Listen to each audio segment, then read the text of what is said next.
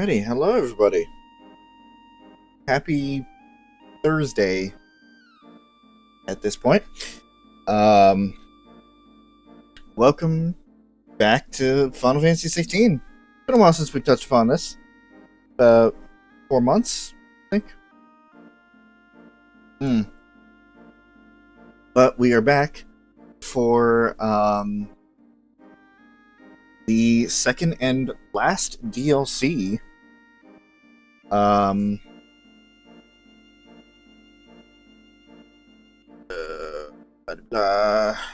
Rising Tide.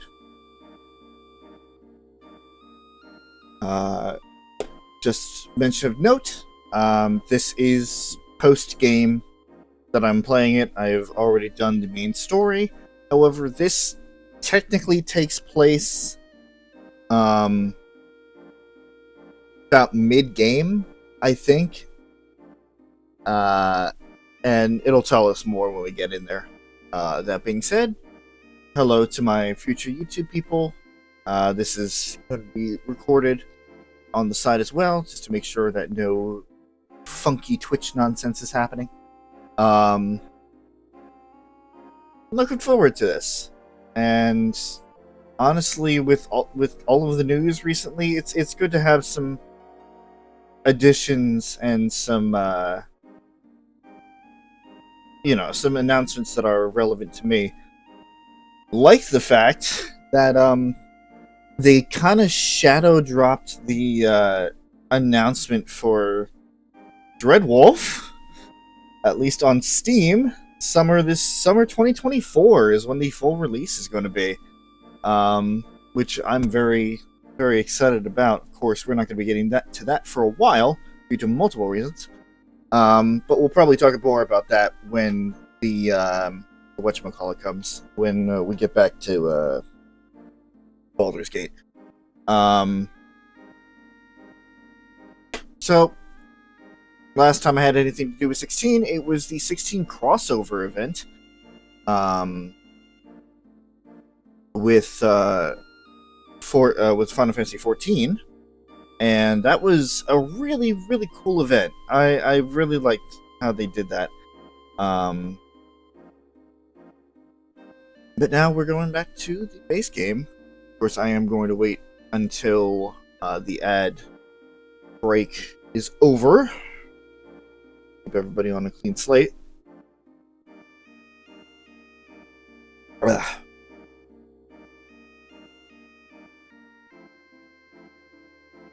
This will also give me an opportunity to just wake up a little bit. As always, came home from work, sat down, all that jazz.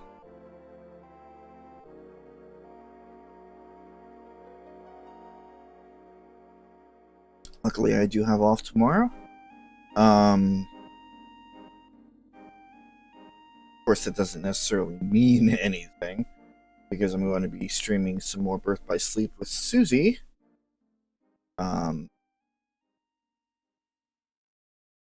Tomorrow's a busy day, as my only fucking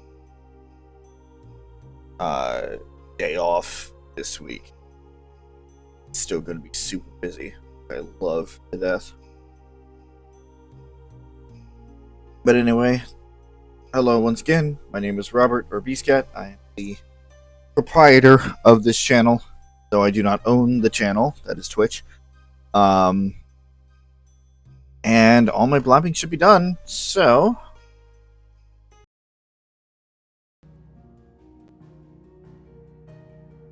and yes, we are actually doing this in its proper format this time around. It's not going to look... I mean, it's still going to look great, but I have a different TV, which means I'm working with different specs here.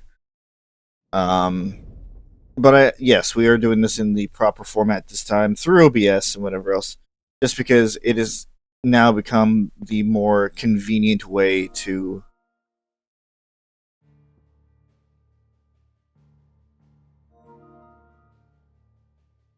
Huh. Really?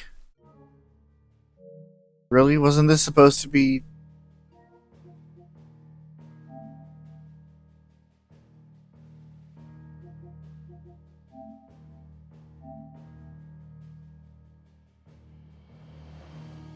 Oi.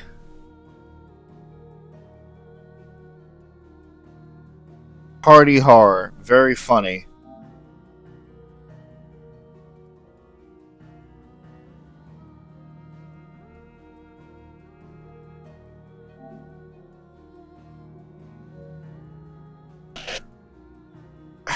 Okay. Alright. No problem.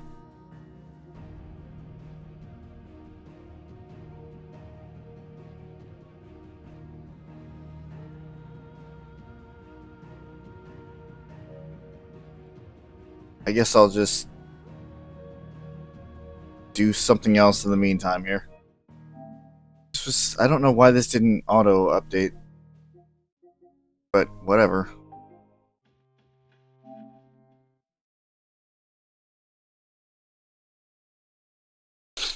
Guess I'm gonna have some editing to do. Or maybe not.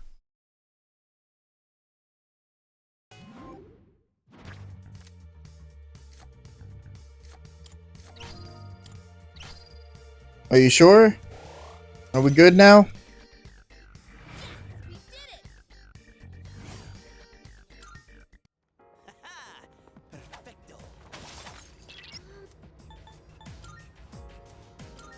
Flashbang incoming.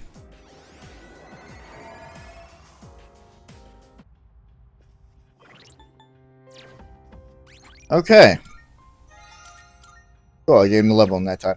So, future me, if you would be so kind as to reform our footage here when you totally are going to be going back to edit this, probably in the YouTube editor. Fuck you mean free? What do you fuck you mean that's a free? Oh, it's free because.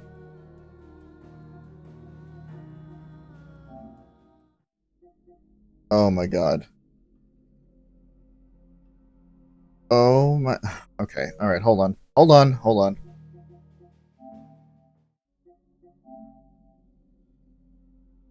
It is on the 5G. Okay.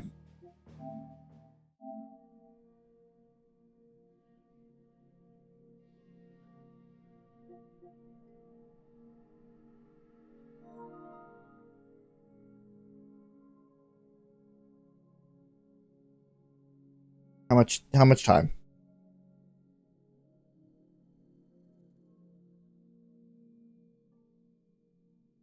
1%.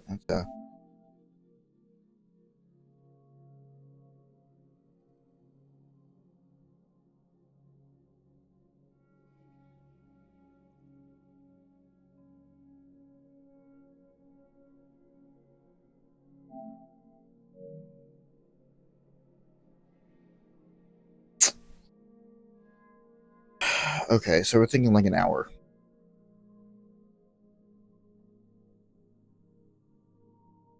Okay.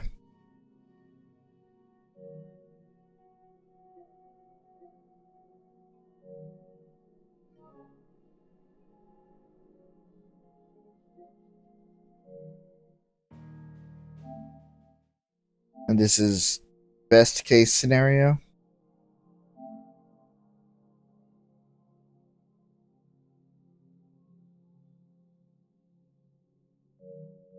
Alright.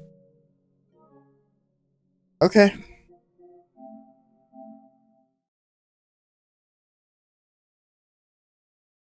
I'll get a notification on my phone when it's downloaded. Hopefully.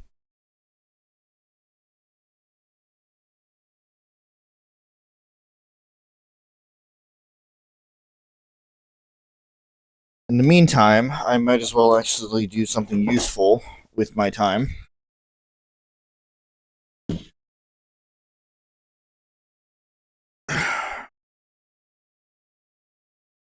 Fucking first hour and a half of this stream is not even going to be part of it.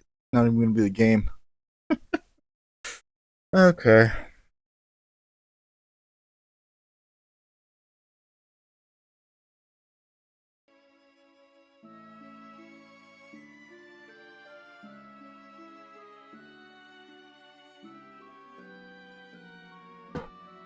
Okay. Hello, everybody. Obviously, I am back.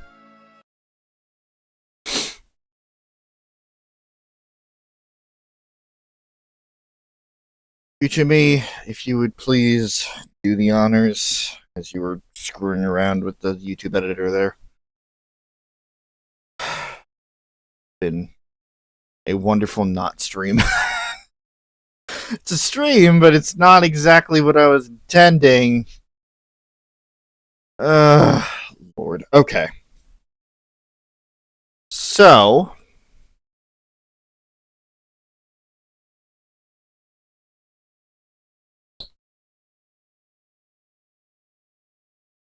I shall try this again. Hello, everybody. My name is Beastcat, or Robert, depending on how you want to address me. Either one is fine with me. Welcome back to some more. Thank you. Welcome back to some more Final Fantasy 16. It's been a bit. We've been away for a few months.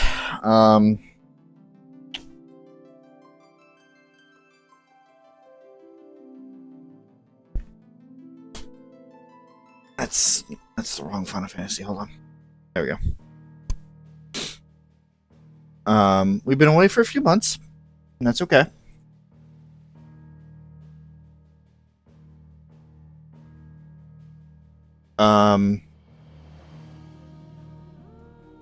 All that matters is that we're back, and we're going to be starting the Rising Tide today.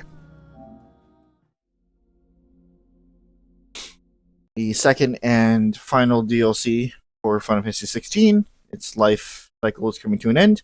But what a good life cycle it was, honestly.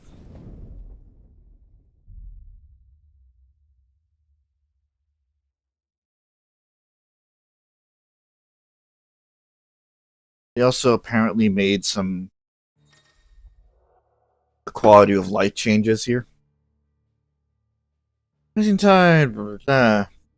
To access the Rising Tide questline, you must first have unlocked Origin on the world map, as well as completed the side quest Where There's a Will and Priceless. Unlike Kairos battles.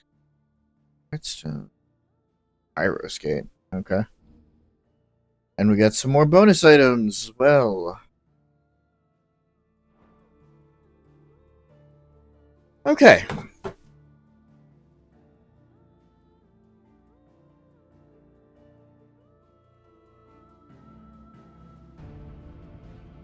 Just gonna bump that up a little bit. A lot of bit. Just gonna make sure that it's not overpowering me here.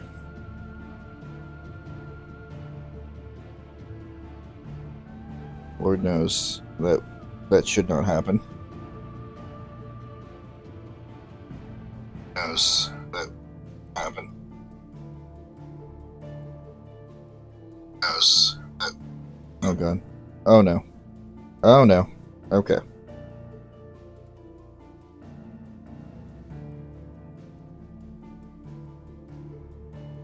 Oh, well, that's nice.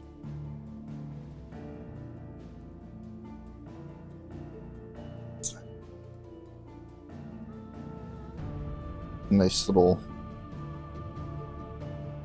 They actually updated the mobile Twitch to be a little bit more accessible. That's good. In the event I need to do something or not, it's fine. Don't worry about it. Let's just continue on.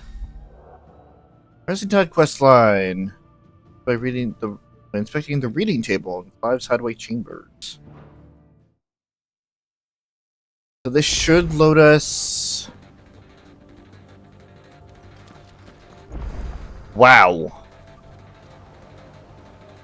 Holy crap.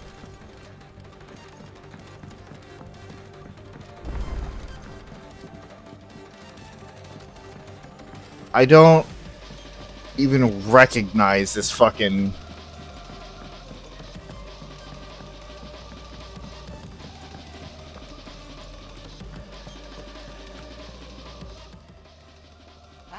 dangerous world out there.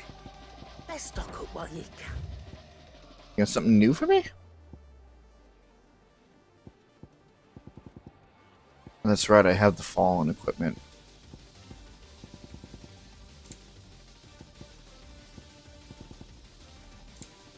And this is the Omega theme that is playing right now. I do recognize that.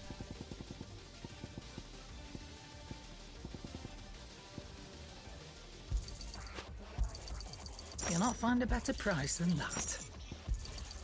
You're rubbing me blind, you know. What else am I gonna do with all this gil at this point? You'll not find a better price than that. Finished, are you?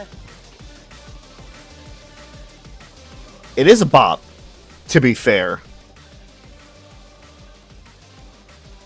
Man, fucking graphical change.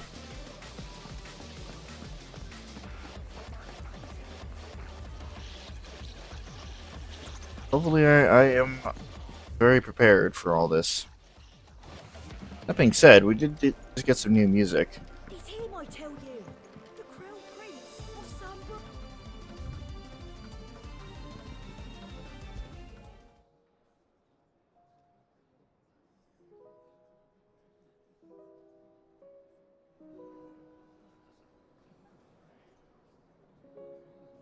Okay. Nice and somber.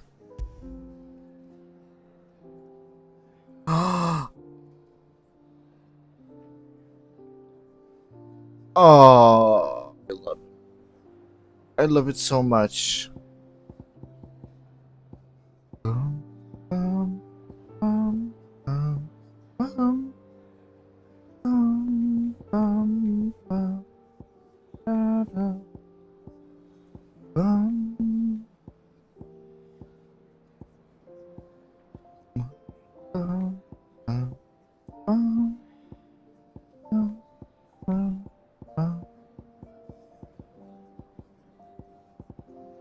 Did I really just miss this much music? Or was just this much music just like added on?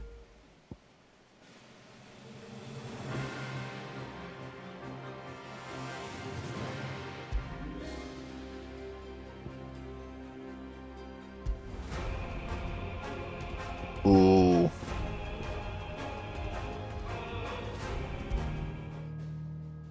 Eikon's title theme.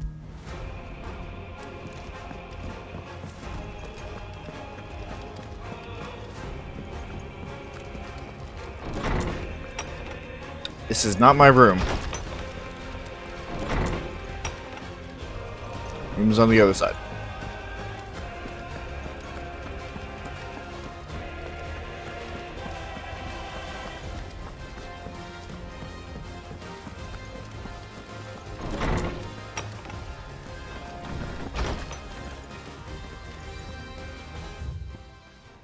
Unmarked. Sid. I shall not waste time mincing words. Leviathan's dominant is in need of rescue, and despite my innumerable misgivings about joining hands with an outlaw of the highest disrepute, the dame has assured me there is none better suited to the task at hand. I dare not reveal more for fear this missive could fall into the wrong hands, but if what little I have penned here has kindled your interest, I bid you journey to the Vale in Northreach and inquire with one Layla. It will surely see you satisfied. Leviathan the Lost? But why now? After all this time. Why, what now? Hello, Jill. Oh, I'm not sure you believe me if I told you. After all we've been through. I doubt there's anything that could surprise me at this point. All right then. Rouse Joshua and meet me in the mess. We'll talk there.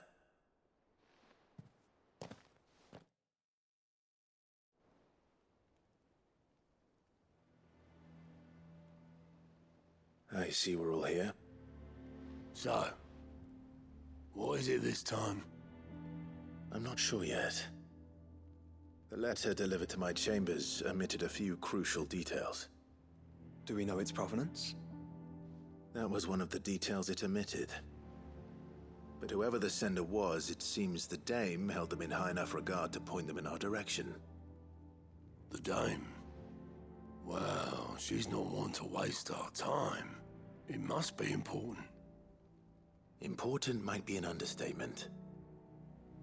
If the letter is to be believed, Leviathan's dominant is in danger. And someone wants us to save him. Leviathan? So the Warden of Water has finally returned. What has it been? 100 years? More. The Lost moniker dates back at least that long. Even our venerable lawsman would not have been so much as a glint in his father's eye when last the mighty serpent brought his crushing waves to bear upon the realm. That's an understatement. But why the gap? I know it can be a few years before a new dominant's born. But over a century? Should the dominant of Water's bloodline have been severed somehow, it could have prevented a new dominant from awakening. But if one has awakened now, he couldn't have chosen a worse time. Every nation in the realm has lost its dominant. If word gets out that there is still one to be had, they will stop at nothing to claim it for their own. And the twins will be at war again, just when humanity most needs to come together. Did the letter say anything else? Only that if I wish to know more, we must meet in person. And that the Veil can arrange a meeting. If nothing else, you can be certain it ain't a trap. Famous last words. I'm coming with you. Damn straight you are. As am I. Yes. Thank you. This is going to be our last adventure here. I'd rather... And Otto? Oh. Yeah. I'll keep an eye on things here. Didn't fancy coming anyway. Thank you. I shall leave the Invincible in your capable hands. Rather end it off on my terms. And not whatever shitty fucking ending they... I'm sorry, that still bothers the fuck out of me after all this time. I understand the calm. Finding him, what was lost.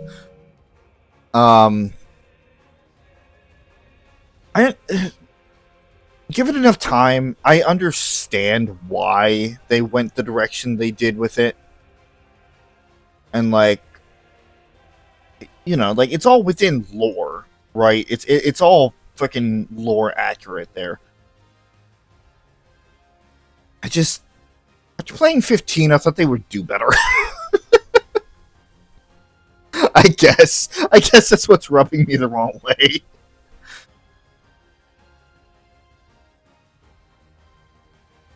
Blah, blah. Yes. Oh, that's right.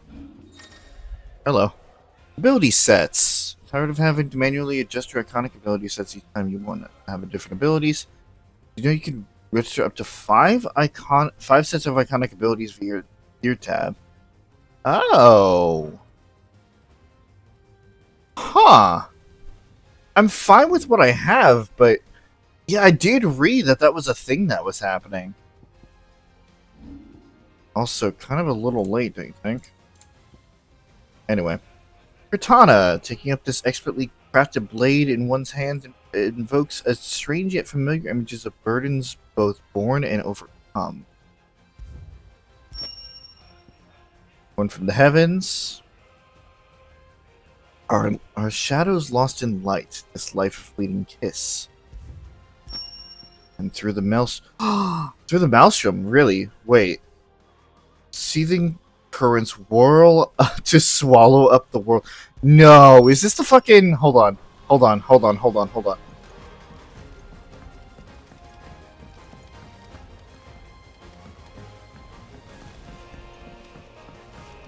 First of all, I want to see what this sword looks like.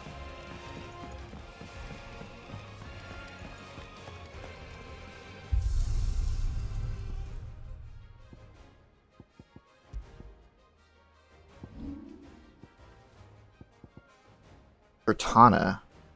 Okay. Alright. Interesting. Now necessarily think I understand what the reference is, but I like it. I like it. Not gonna use it because Omega Weapon is like fucking chef's kiss, but I like it.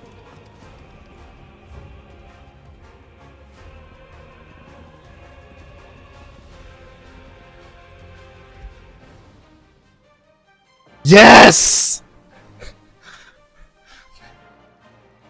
The motherfuckers did. Oh, they gave on the other end too.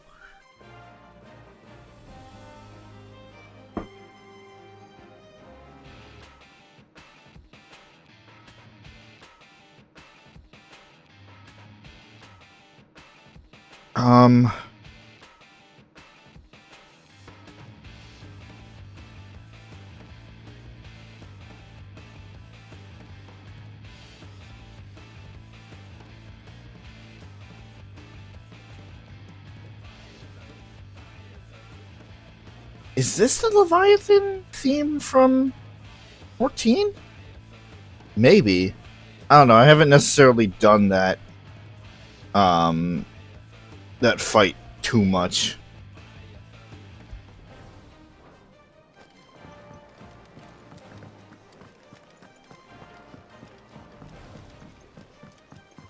We're keeping it.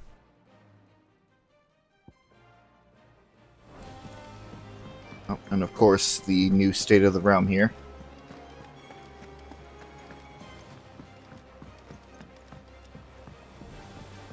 So this supposedly all happens at the moment that What will it be today? Origin pops up from the How may I sky. help you today? Of course. Meeting the Tides. Character appearing in the Rising Tide have been added to the grand cast. Okay. Maybe I shouldn't find it right now.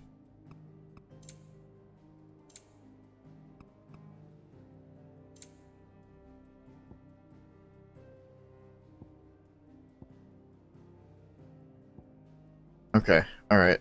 Here you are. Some like little thing here. The state of the realm is ever changing, Clive.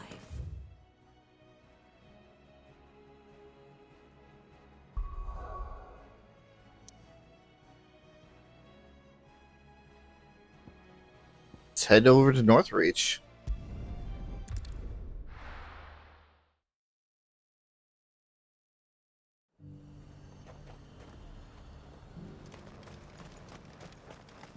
To the Vale it is then.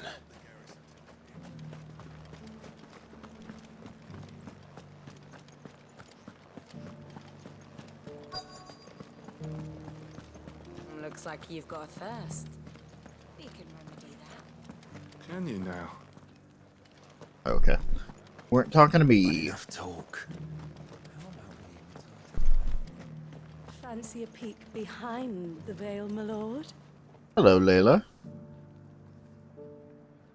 I'm looking for a Layla. You found one.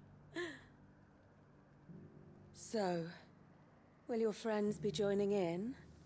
Or just watching?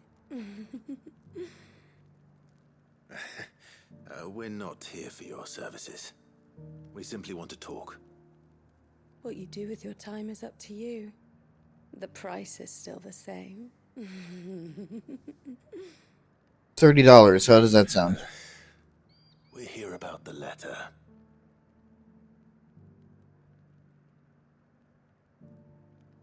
Oh.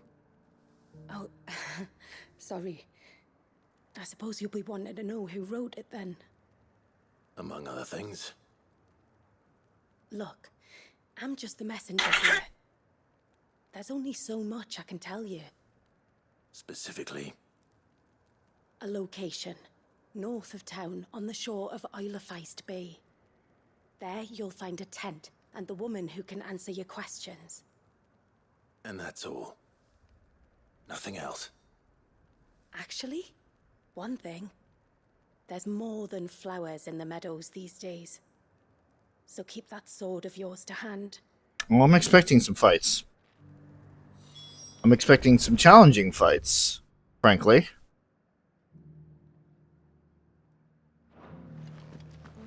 Does anyone else think it's strange that this woman should prefer to keep to the outskirts of town? What if she realizes the value of the information she's party to? And the danger it puts her in. Because Echoes of the Fallen definitely upped its game in terms of the difficulty of its stuff here. So I'm expecting that to be consistent. The Duke has pledged to work with the people of Northreach. We're level 50, which I think was max level up until now, because I think it jumped up to 60 with this DLC, not including New Game Plus.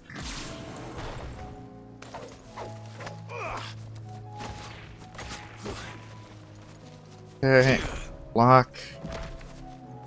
R2 for everything. Impulse and Rising Flames. Ream and Gungnir. Okay. Feels familiar enough. Hope it's not gonna fucking blow my ears out. The tent is where Layla said it would be. Yes, but who awaits us inside? That is a good question.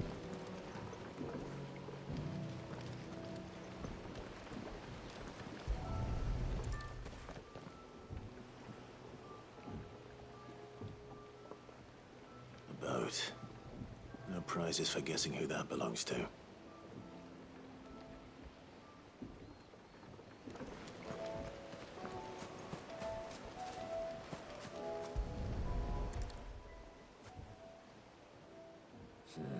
It's empty. Why am I not surprised?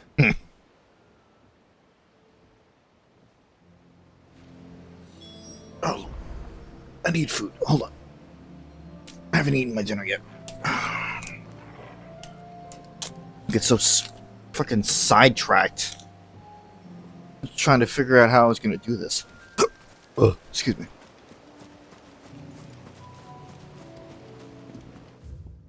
Oh, hello. Smoldering. Which means that it was only put out recently. It's still warm. So you're Sid.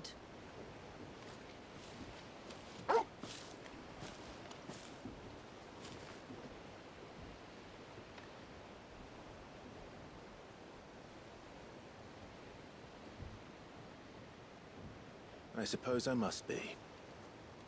Which means you have me at a disadvantage. Apologies. I am Shula, tributary of Mysidia, final haven of the Morts of Water. It's a heavy-ass accent you got there. Water. The very tribe into which it was believed Leviathan's dominant was born. A people notable for their sapphire eyes and ivory hair. Yet that would be impossible, since the tribe famously...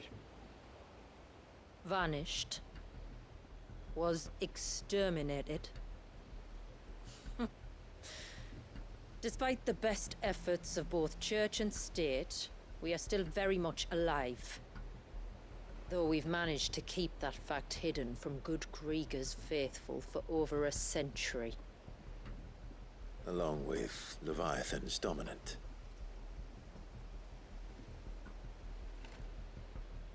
That wave out there. What do you know of it?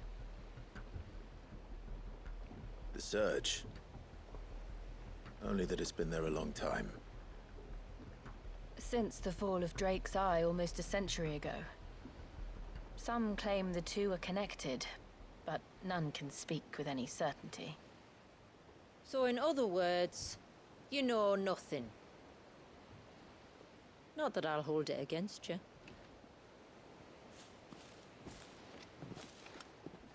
The wave was raised by Leviathan in an act of rage. Moments before the waters were stayed, and the Eikon and its dominant bound within. And you want us to? Rescue him. Yes. You see, a little bird told me about a certain outlaw with a singular knack for putting unruly dominants in their place. And ours is about as unruly as they get. For years, we've searched for someone who could hold their own against an Eikon.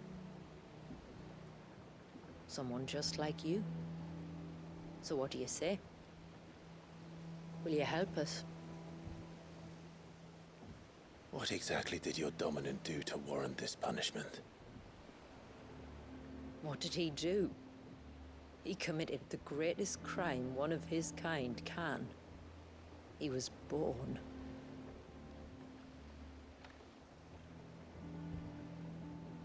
But he deserves a better fate than the one my people forced upon him.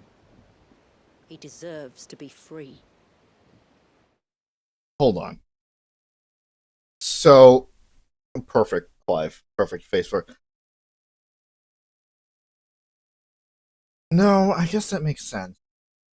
I have to remember that even though at this point in the game, everybody's starting to understand that, like, you gotta put your fucking differences aside and accept people for who they truly are, instead of just if they were born with the ability to cast magic or not. That at the end of the day, people are still fucking absolute, like, unwilling to accept the truth. And if Mysidia is any different, who is completely separated from everything that is going on here, especially as like a separated tribe, oh my god, they gotta be worse than normal. Ugh. As do we all. Very well. Far-fetched though your tale may seem, something tells me you speak in earnest. So we will do what we can for your dominant.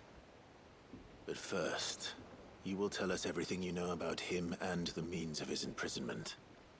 I can do better than that. I can show you. Care to take a trip across the bay?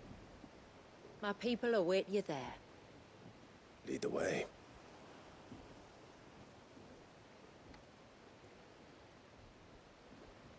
Alright, new location.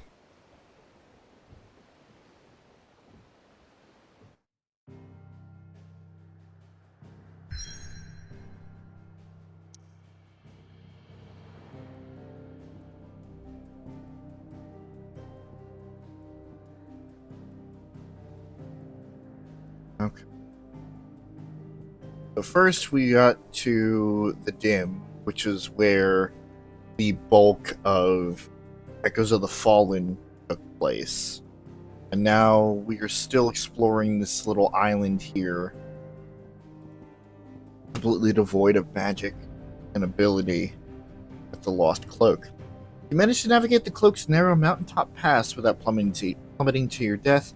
You'll be rewarded with a breathtaking view of a blighted wasteland stretching from the Oilifest Bay to the Sea of Grace.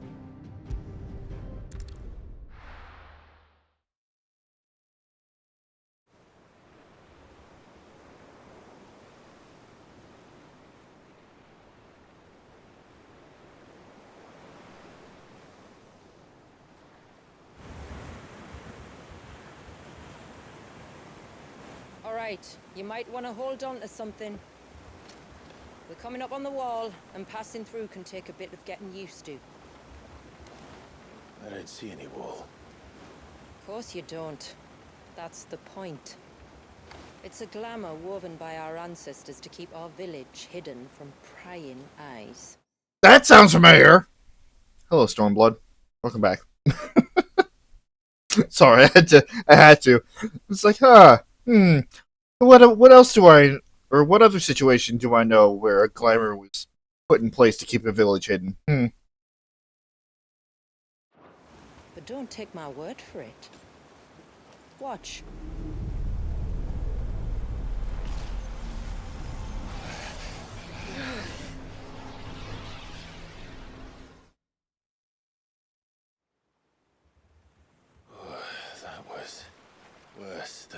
slug of Bacchus wine. Clive, the sky. It's blue, but how is that possible? You do know what a glamour is, don't you? Ours just happens to work both ways, and a good thing too. I wouldn't fancy staring at those sickly clouds every day.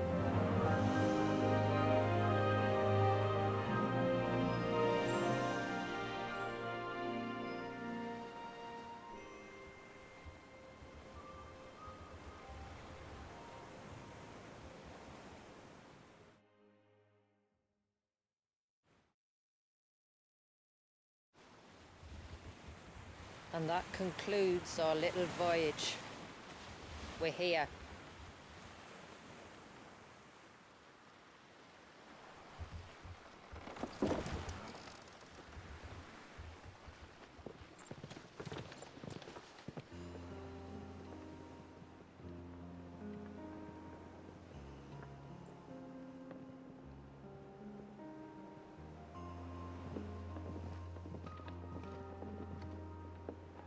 It's a long slog to the village, and a hard one. I hope you're up for a climb.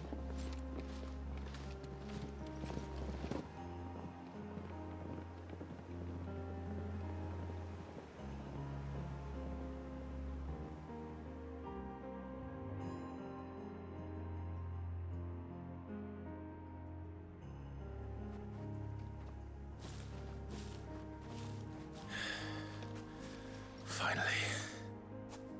What? You didn't think we'd arrived, did you? The village isn't up here. It's on the other side of the mountain. Of course it is.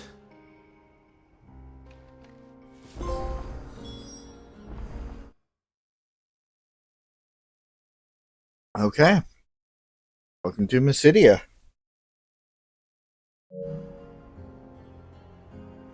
Gotta have some reason to walk around here. So from everything that we know, this is supposed to be a much more in-depth DLC.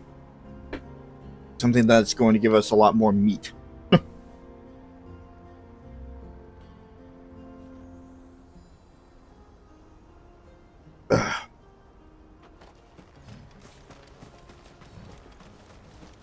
Watch yourself, Sid.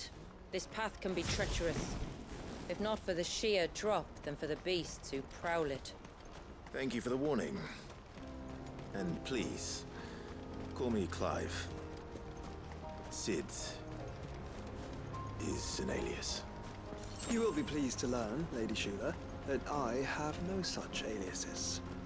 Is that so, Lord Margrace? It's all the same to me. Shut up, Joshua. I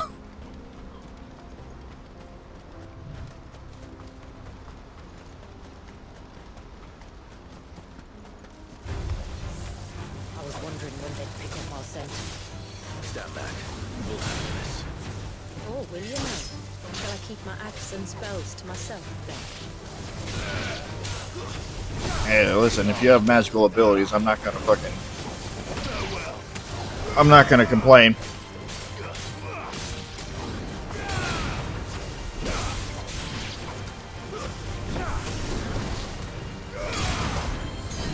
I'm just gonna keep to the basics for right now. Earlier you mentioned spells, yet I see you carry no crystals. Since when did a bearer ever need crystals? But then, where is your brand? Waiting for me in Sunbreck, if I ever get careless. Then it's in for a long wait.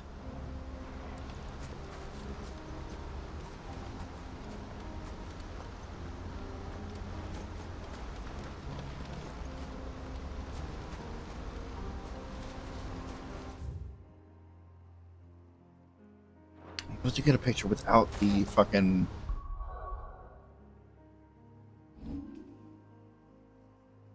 Not the enemies present here.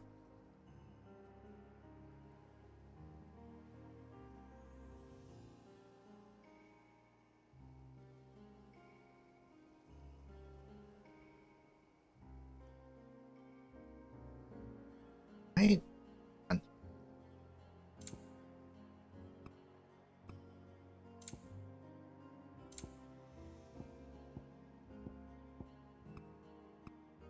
Change the look of the menu.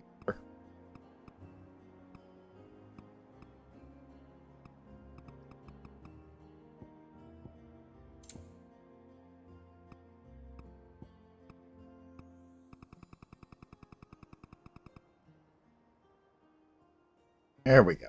That's a little.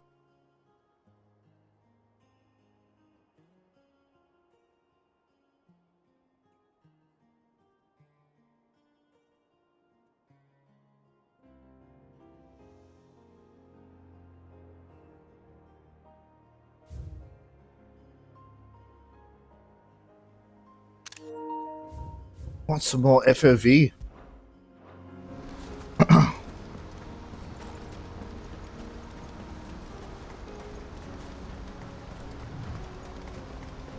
Completely forgot that dashing is just, it just kind of happens.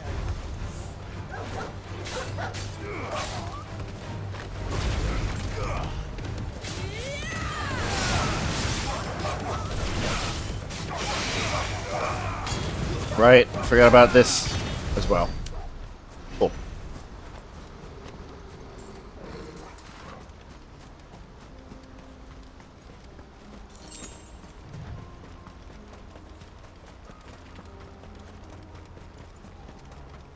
We're almost at the summit. From there, you'll have a better view of our home. Is it a picturesque view?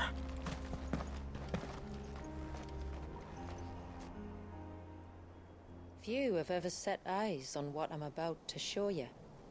Just so you know. This is not what I expected.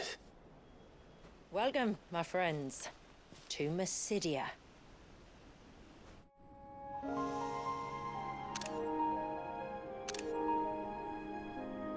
Hold on. What is that? It's been a long time since I saw the North looking so Peaceful? Alive. I'm sure you have plenty of questions, but it's been a long journey, and I expect we could all do with a rest. Our humble village is only a short way from here, if you'd care to accompany me. Let's get ourselves in front of a fire, and I'll tell you everything you need to know. Sounds good.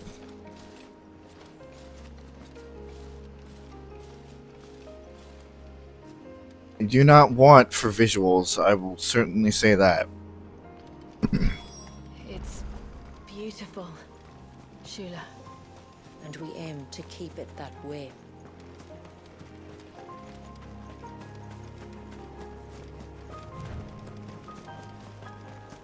Don't need to hunt gazelles. It's fine.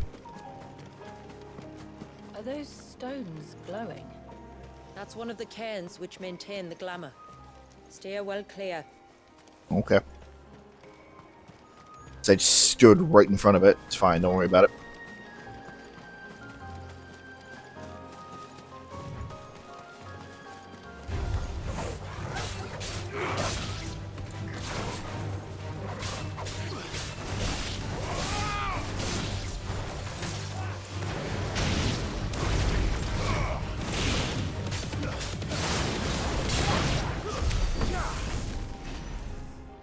Probably fight most enemies with just my basic attacks at this point, and not have to resort to anything fancy. The surge was an act of rage. One wonders what prompted it.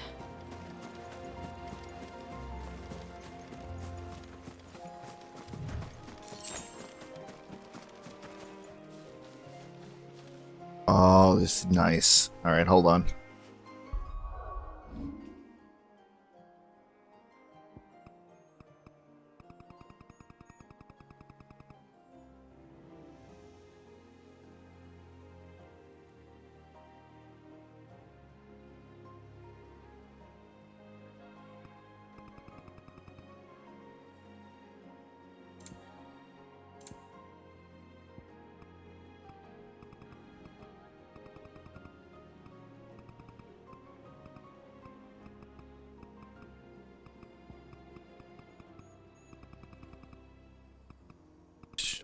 saturate the fuck out of it.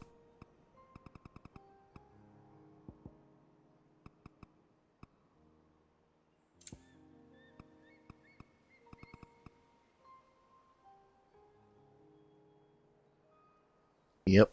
Yep. I like that. I like that a lot.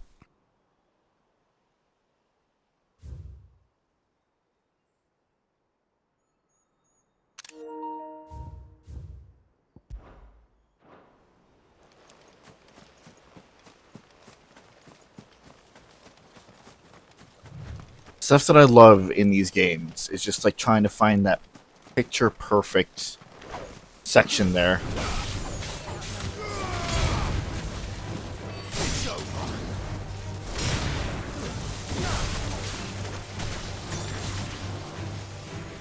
What the hell? Nope, we ain't doing that. Or, I guess we are.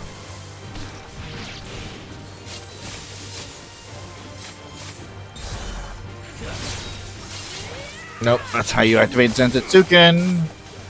Don't do that.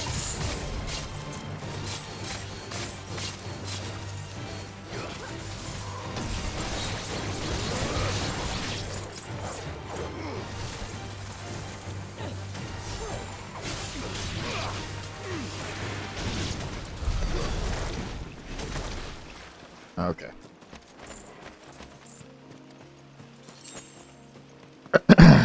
Love that.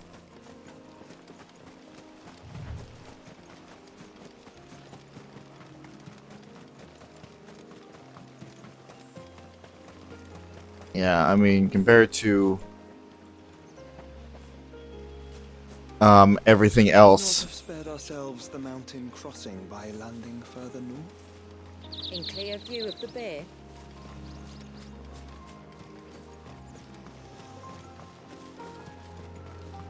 Compared to what we've been seeing at the base recently, it is nice to have like just a clear, picture perfect day. On evening tides. Does morning's light return? Open the gates! The tributary is home!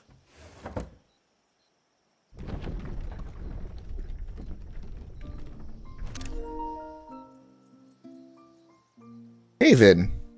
Well, that's apt. An apt naming convention there.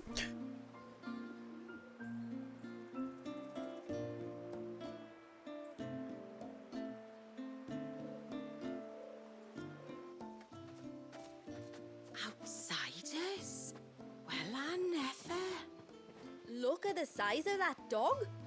Hey, All right now. Back to your duties. leave my pup out of this. You'll have to forgive my people their curiosity. We don't get many visitors. Or any, truth be told. Then we are honored to be the first. This is quite extraordinary. Like stepping into another world. So do you believe me now? You've made it difficult not to, my lady.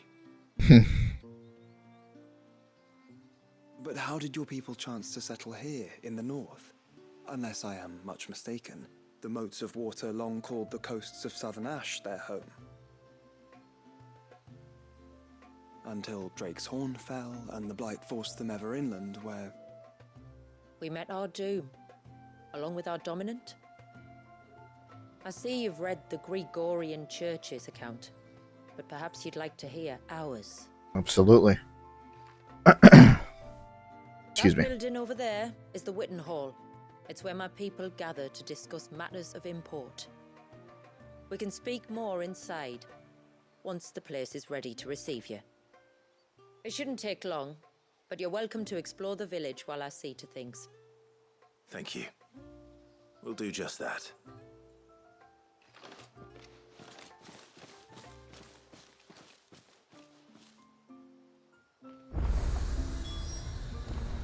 Okay.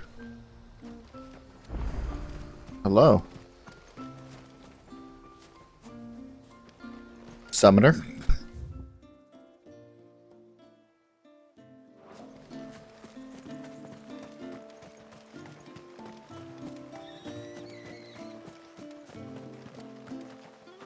Nope. Closed. No tavern for us right now. Maybe we're just looking at the wrong direction. I'm sorry, but I don't like it. On the outside.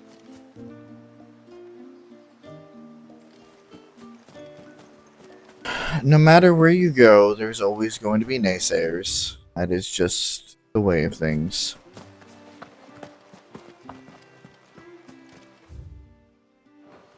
Look!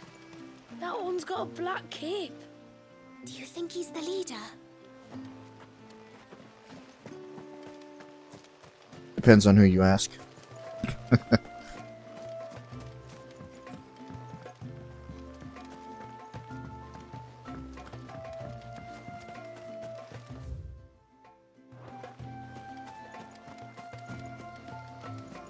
Said explore the village. How long do you think this bridge has been standing here? Oh, at least as long as we have.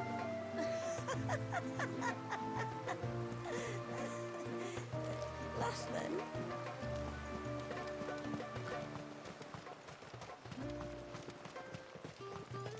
Suddenly, there were curls everywhere I looked. It was all I could do to make it back to Haven without being torn limb from limb. All you could do. And there I was thinking you were a bearer. Oof. A little harsh, isn't it? Did you hear that, girl? You're going with father today. If you don't mind, Manda, I'm in a hurry. It's just your regular old town. Seems like one of the cairns was disturbed by an ibex. As if we didn't have enough to do. Busy or not, though, we'll need to see to it soon. Don't want the glamour unraveling. This very much reminds me of... Funny enough... The outside, didn't you? Oh. Is it really like the sea it is? If you mean filthy, noisy, and rank, then no. It's much, much worse. Not wrong. Very much reminds me of Hills of Berseria. Hush! It's not polite to call outsiders outsiders. Thank you, old woman. Intruders! We must flee! It's all right. They're the tributaries' guests. After what their kind did to us. It's wrong. Ah. So there's a little snippet, which again does not surprise me. Oh, do you think he bites? Who? The Hound? Or his master? Well, would you like to continue that conversation? No? Good. Alright, I think I get a good general idea of what's going on here. Welcome to Haven. The tributary awaits you within the Witten Hall. Welcome to Haven. The tributary awaits you within the Witten Hall. Also do a save. This one.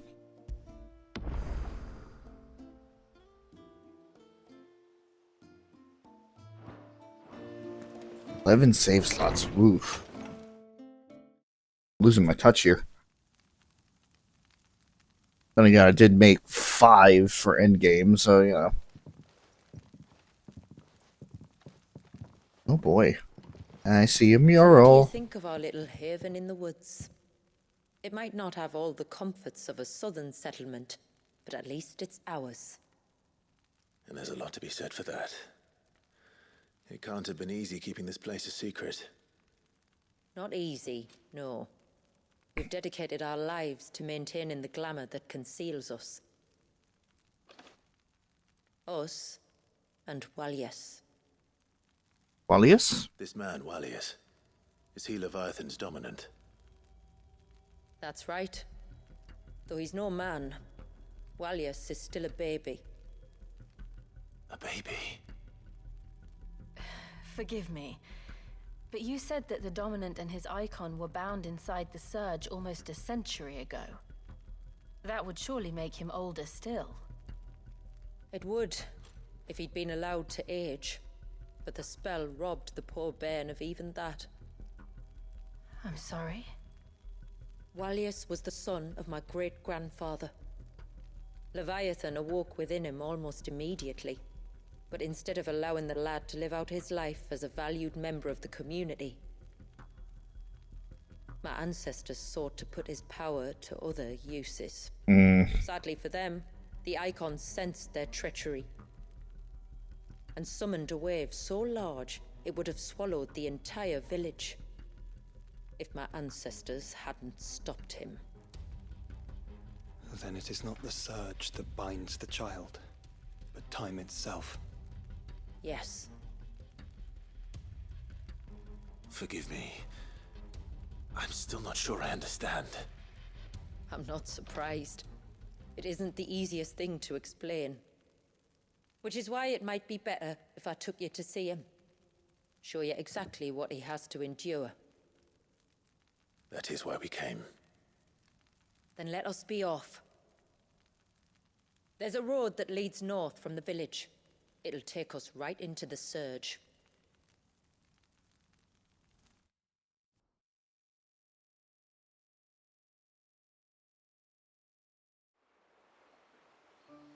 Okay, so we're kind of avataring this shit then? Are you bound for the wave, tributary? We are, Delina. Have you spread the word about our guests? I have. Everyone knows to treat them as family.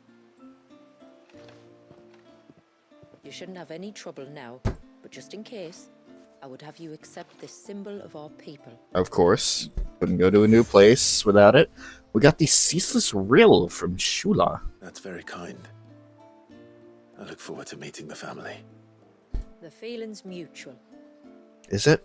Should the tributary be indisposed, feel free to ask me any questions you might have regarding the village, and I'll do my best to answer. Thank you. We will. Then I bid you good tide. Well. Our storehouse lies across the bridge. If you're short of supplies, you may find what you need there. Though we will have to ask you for recompense, poor as we are. That's completely fine. Yes, my lord. What about you? My name is Delina. And I serve as adjutant to Lady Shula, tributary of Mysidia. While other adjutants who came before me played the role of guardian as well as aide, Lady Shula is an able warrior in her own right, and requires no protection. So I assist her in ministering to our people's affairs while she was absent or indisposed. By way of example, It was I who informed the rest of the village of your coming, at the tributary's request.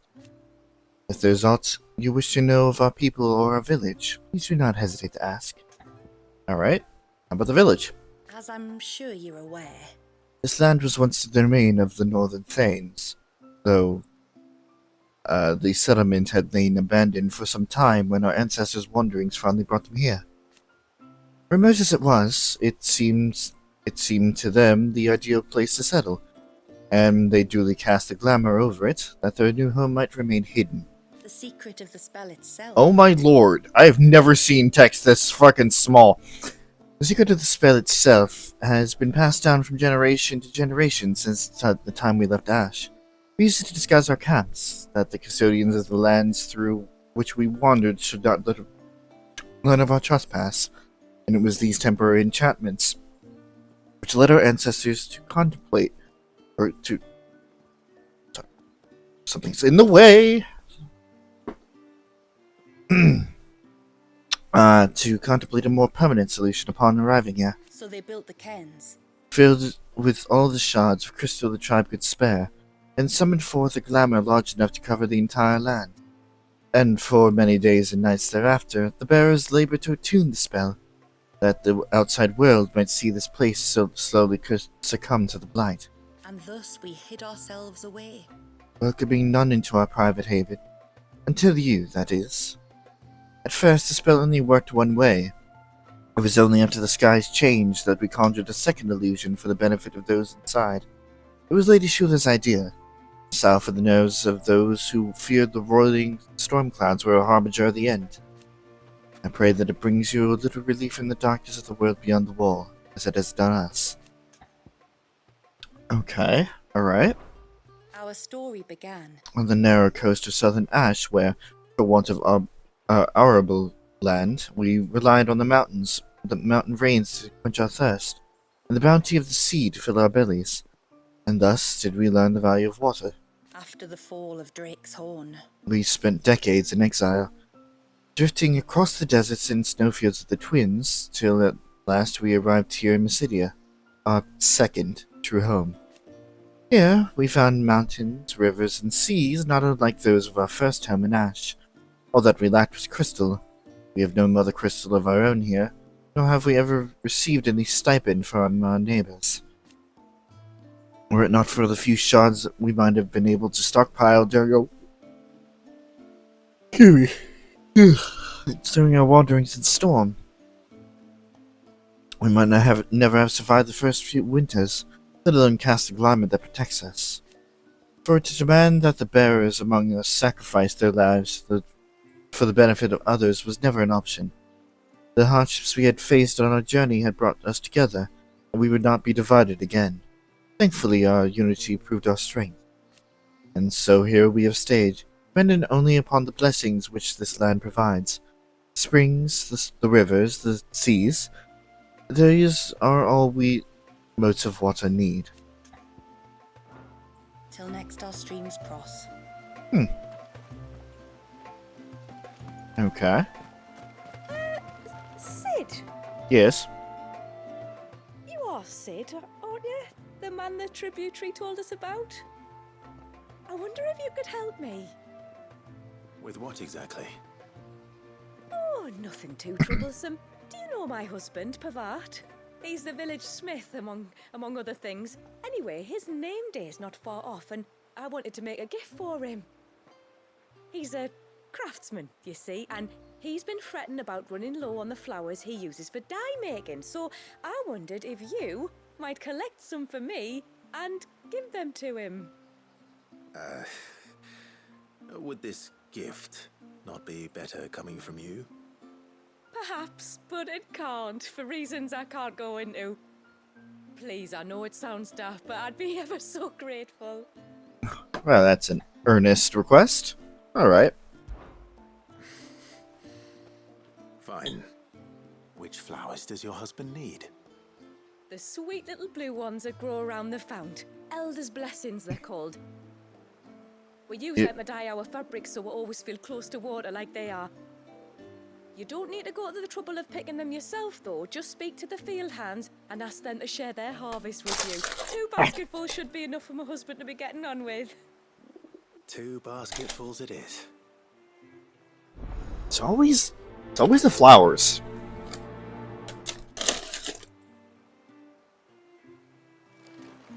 Well, it's simple enough, and it won't require us to leave the area. And what about you? What's up with you, my dude? Where in the blue heavens has that girl got to? Oh, I'll have her hide when she gets back. Oh, sorry. I was leagues away. How can I help you? If you're after something from the storehouse, it's actually my wife you'll want to talk to. She will have to charge you for the goods, though. Not that we'd fleece you or anything. It's just, you know, needs must. I understand. Saying that, she might not be able to get anything down for you for a bit. Ah, right. She's got her hands full with the inventory, you see. It should have been my daughter's job, really, but the willful little rills decided to make herself scarce. The heavens only know where that girl's got to.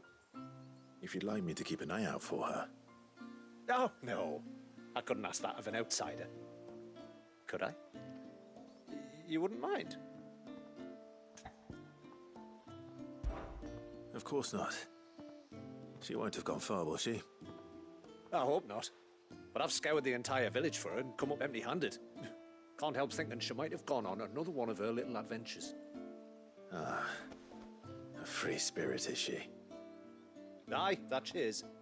Can't get her to sit still, especially once you heard you lot were on your way. Outsiders! You should have seen her little eyes light up. Oh, if she wanted to watch you arrive, she'd have made for the low gate where you first came in. The guard there might have spotted her. Maybe you could ask him. Ruka, her name is. All right. I'll let you know if I find her. Try not to worry.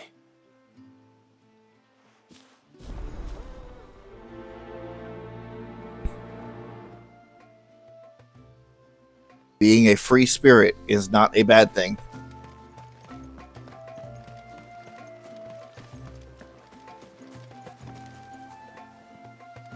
Excuse me. I wonder, might you be able to spare a basket of Elder's blessings? Pavart's wife tasked me with collecting some for her husband, and suggested that I speak to you. Ah. Werda wants you to bless her better half with the fruits of our labour, does she? Go on then. Give the old fool something to squirm about. I'm sorry. Ah, don't worry about it. An old fool Pavart may be, but if you come bearing gifts, he's not fool enough to turn you away. Glad to hear it. Thank you. Okay, I get what's going on now. Alright. Pavart's not a bad bloke, like, he's just a bit of a craftsman, you know? I think I do, actually. I think I do.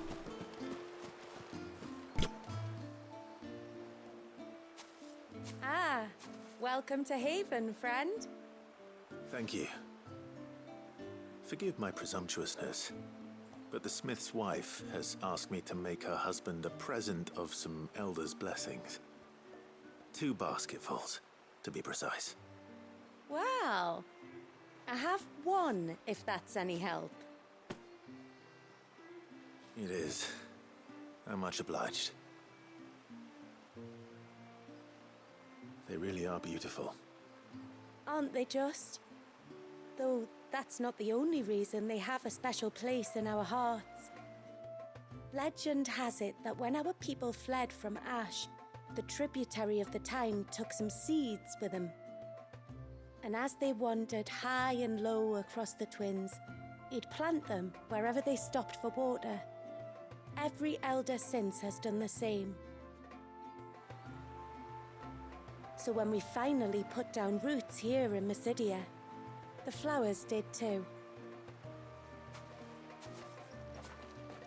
A little bit of a guidepost Well, for the 2 journey. basketfuls.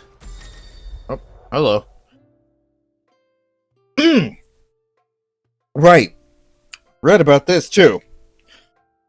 Thing we sorely could have used.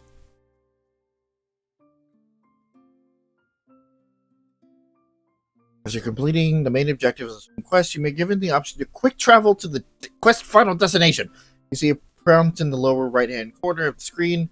Hold down start to immediately travel the NPC eagerly waiting your return. Fucking Is it Pavart? yes. So could have used that during the main game. Or maybe not. First of all, he was right here, so not necessary. But second of all, the way that I did quests didn't necessarily make it easy. Then again, if the quest was in the same area, I could just teleport back to that area. Whatever, it's fine. Hello, Pavat.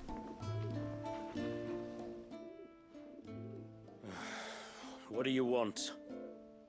Your wife asked me to bring you these flowers. Basket full of flowers. The Elder's blessings that grow by the water the water's edge yield a lasting blue dye with which the motes of water are wont to stain their fabrics. This much is known. Quite why Weirda, the wife of Haven's leading artisan bot, needs Clive's assistance in restocking her husband's supply of flowers remains a mystery.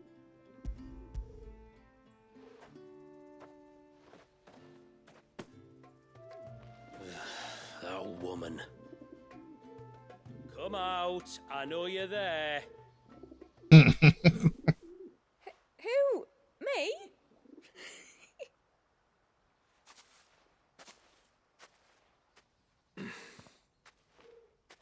Would either of you care to explain what's going on? I'm sorry. I didn't mean to deceive you.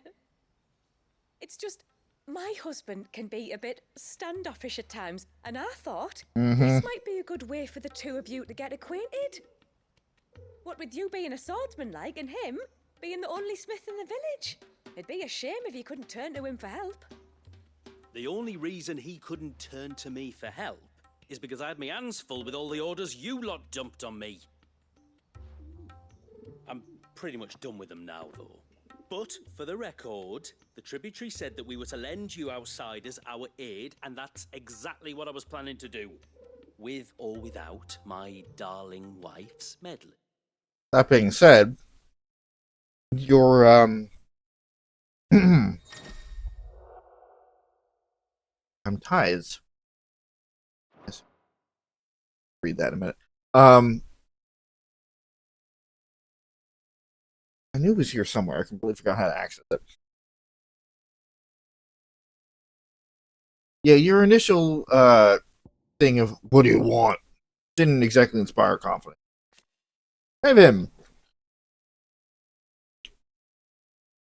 An idyllic village situated in the center of one of the North's last remaining woodlands.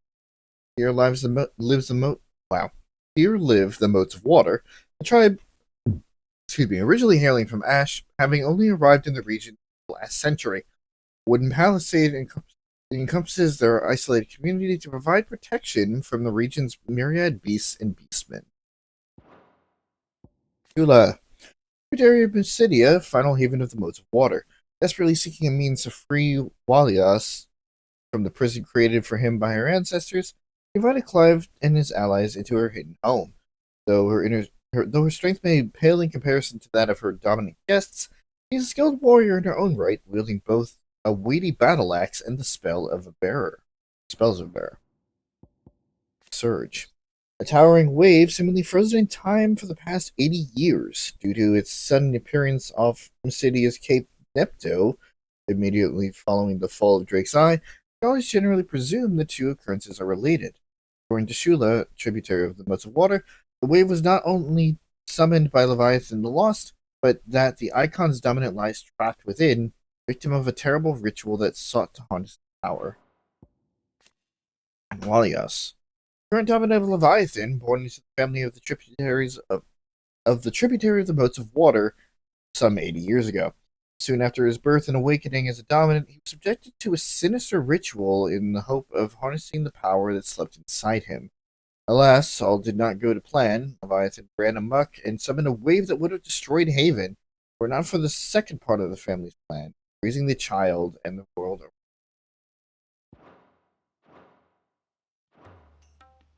Still, here we are. Acquainted. So, if there's out you need, just bring us the materials, alright? Right. Alright. Alright then. And tar for the flowers. I was running low. You use them for dyeing, I hear. Aye. Crush the petals and it makes a fine and lasting blue. We use it to stain the cloth for our tunics and pennons. Remind us where we come from, like. As motes of water. Children of the sea. That's right. The pattern too was left by our ancestors. The Ceaseless Rill, it's called. It symbolizes the river of our tribe, with the strength of Leviathan running through it. And no matter how that river has ebbed and flowed, changed its course, the flowers have always been with us, growing on our banks. I should get back to work. If you need something crafting, let me know. I will. It was a pleasure to meet you. Wasn't it just?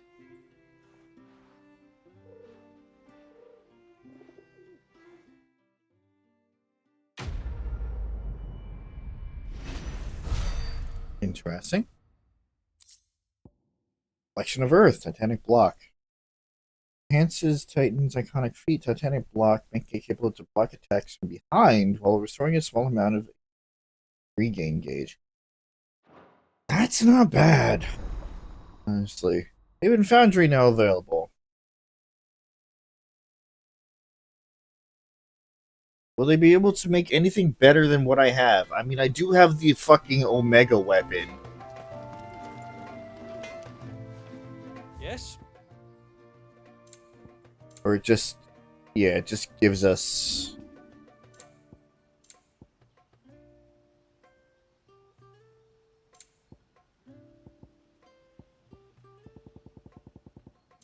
access to an armory. What do I have? Mega Weapon, Fallen Belt 2, and Fallen Brace 2. Okay. So, pretty good shit.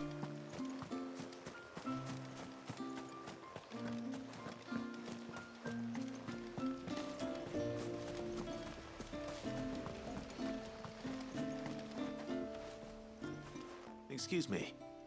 You haven't seen the storekeeper's daughter, have you? Little Ruka? I have, as it happens. She went out through the gate not long ago. Out of the village? Alone? Aye, she does it all the time. There's a path off to the left which leads down to the river. Nice little spot, that. It's safe as you like. The beasts of the mountain don't dare come so close to the village. That's where she'll be. Go and have a look if you don't believe me. I will. I believe I will, yes.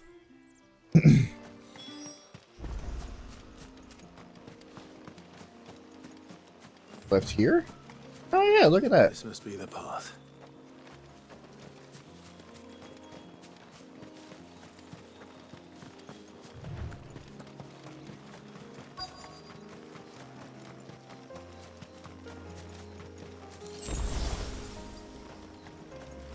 Hello, Ruka.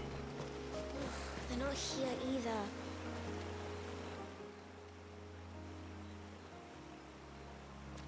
It's you! I've been looking everywhere for you. You must be Ruka. You know my name?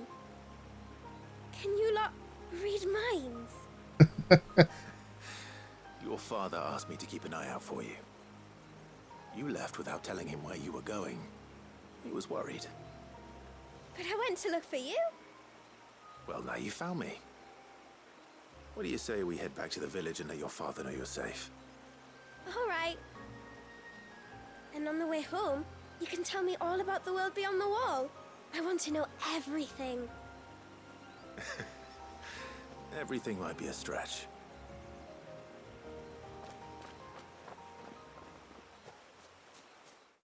Yeah.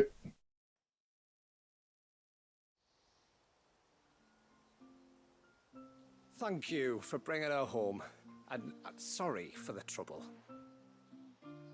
Oh, no. It was a pleasure. Daddy, did you know that there are villages 10 times as big as Haven in the outside world? 10 times! Cities, they call them. And in these cities, they have great big walls and towers and castles.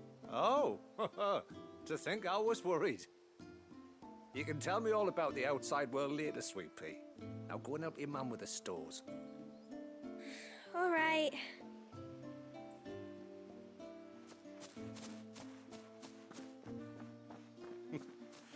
Thanks for putting up with her questions. She, has a lot of them. One of the big ones being, what are the people beyond the wall like? Reckon you've made a good first impression. Are we the only one she's ever met? That you are. The rest of the world can't know we're here, so we'll have to be very careful who we're letting in and out. A few of us might make the occasional trip to shore for supplies, but for the most part, we make do with what we've got, including what the old Northerners left us. Yes. You built on top of the old ruins, didn't you? Oh, Well, boy. they make for fine foundations. Their masons clearly knew what they were doing. That's one thing we don't have to worry about. Oh, it's everything else that's the problem. Medicines, metals for tool making, anything like that. We have to dress up as traveling merchants and make a trip to the outside and pray to every cloud in the heavens that nobody sees through us. Which explains why you need Gil. Aye. And now Rook is back, my wife should be free to assist you with any potential purchases. So please, do make good use of our stores, because we fully intend to make good use of your coin. I'll be sure to keep my purse strings loose.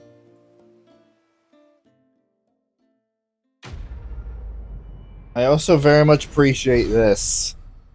It is very, like, beginning... Oh, hello. Ageless Tallow. It's gonna be different. It is very, kind of beginning of an RPG. Like, you go around, you get to know the people. But I do appreciate the fact that, like, the armory, or the smithy, foundry, the foundry and the store have their own specific quests to, to get to know your merchants better. Rendering from the fat of boar or bison, or in the case of Basidia, chocobo or ibex, tallow is widely used in the manufacture of foul-smelling candles and oily soaps. Blacksmiths have also been known to employ the substance in the final stages of polishing steel. This particular sample appears to have been affected by a surfeit of ether, which has somehow slowed its degradation process, allowing it to maintain both its vibrancy and viscosity despite having been left untouched for several decades. Haven stalls are now available.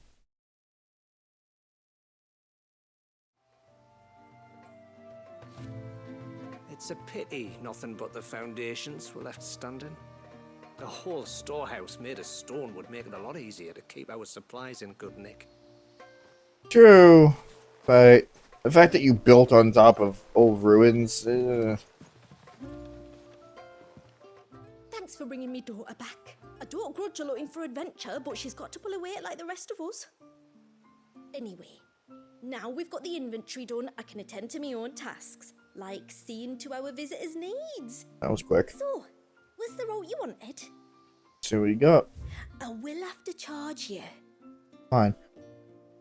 Immediately better! Oh, I love that. Alright, Minwu Waistcloth. It's suspected that the dye made from flowers known as Eldritch Blessings grown in Mysidia not only gives the Boats of Water's clothing its vibrant blue hue, but that the ethereal residue attributed to an ancient spell cast upon the land somehow increased the dye's permanence, which in turn renders the cloth applied thereto more resilient to both damage from external forces and natural degradation. A heart, fine place for fancy is nowhere to hide your purse. Moat of Water witticism. Here you are. And an arm ring. On their 16th name day, every Moat of Water is fitted with the hand-carved wooden torque that they will keep for the rest of their lives. Message of their tribe's long years of wandering following the fall of Drake's Horn, in which the loss of members was commonplace. The ring represents a singular bond between the moats that transcend both physical and spiritual distance. Know that even should you walk abyss, our hands will guide you home. Moat of Water adage. May it serve you well. Oh, and of course... Well, if you're sure you need it. Why are you so fucking... This is all we can pay. I'll be here. Why are you so nervous? What do you think the tributary sees in those outside? Hello. Reckon my steel's just as good as any. I can't upgrade it Good yet. tide to you. But something tells me I will. That being said, a little more health, a little more defense. How long do you think this bridge is going to Not the worst thing in the world.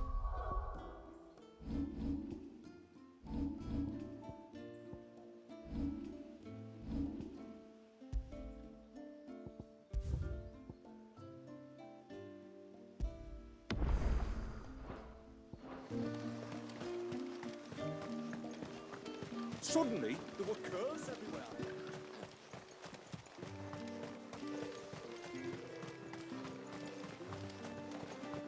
Off to the surge, are you?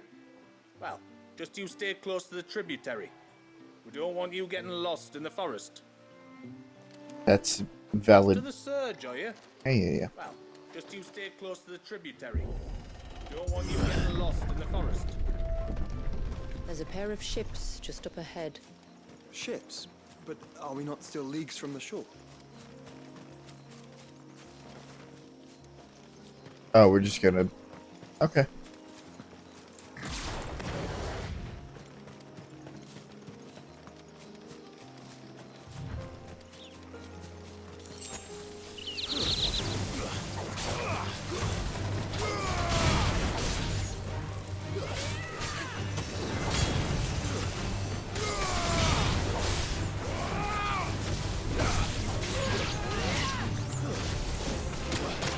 Ow.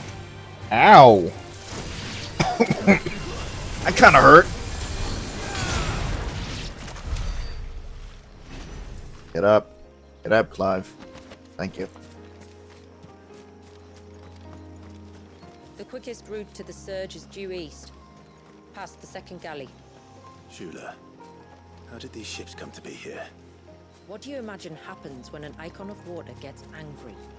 Really, brother? Did you have to ask? Excuse me for being curious. Hello.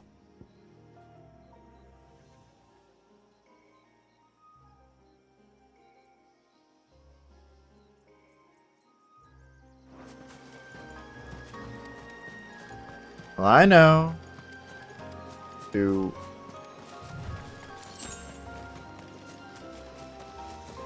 stick to the common path for now. Oh boy! Tonberries. Foul creatures consumed by their hatred for everyone and everything. Everything save sharp knives, it seems. Let darkness fall!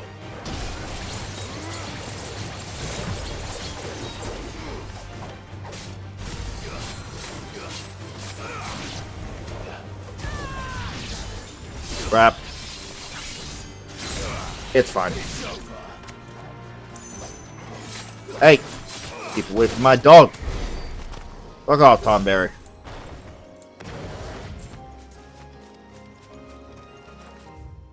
Not playing this game.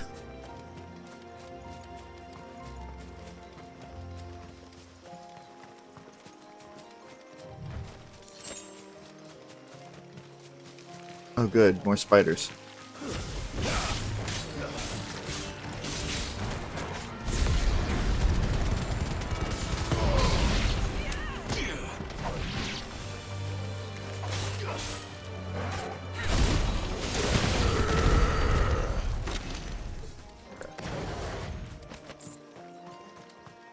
I did have a system long ago. Was it not? Hello, what the fuck is that? This is some kind of fucking... Oh lord. Like uh-oh.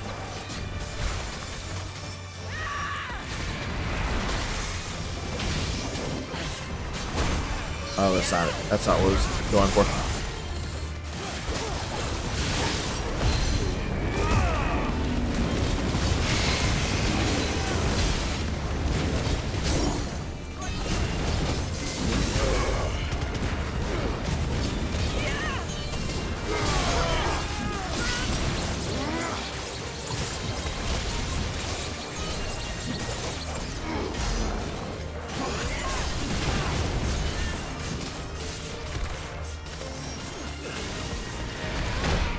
Ow.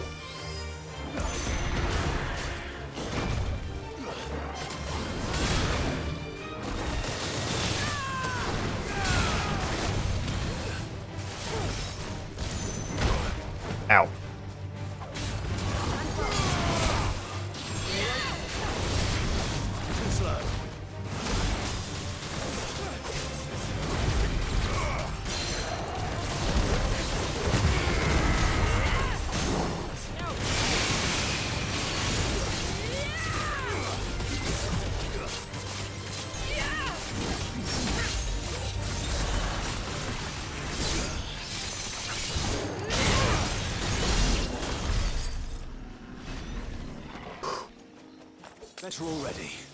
Okay. If that didn't serve to shake off the rust of fool's gold.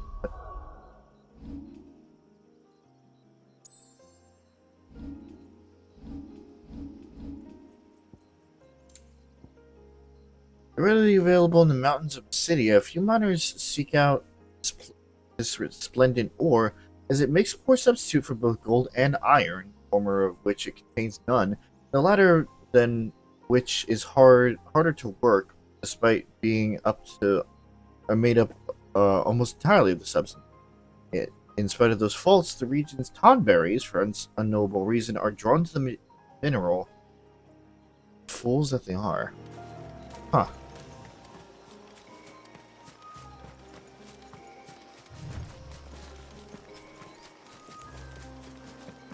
Anyway, saying. I can smell the sea. It's not far now.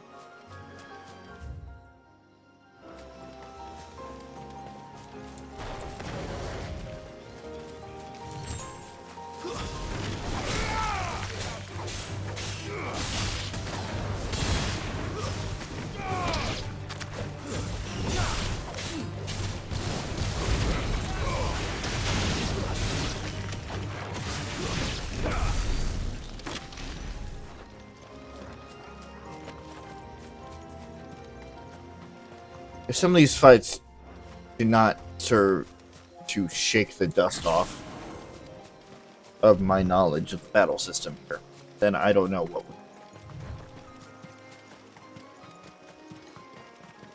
That is more or less what I was trying to say.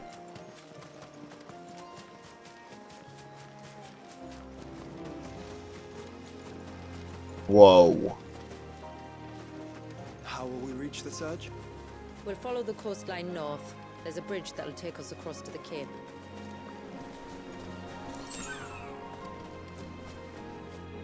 Oh, it's got water, it's got that site. Hold on.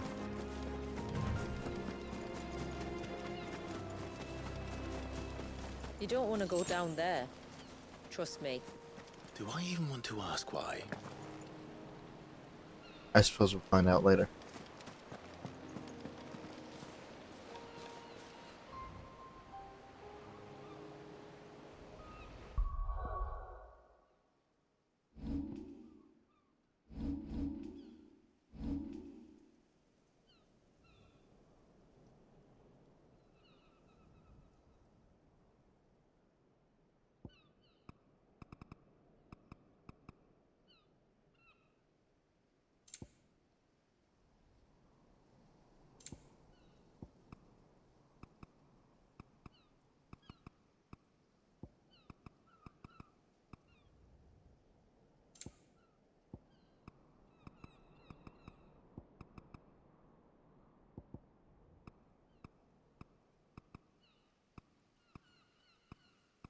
There's certainly some filters.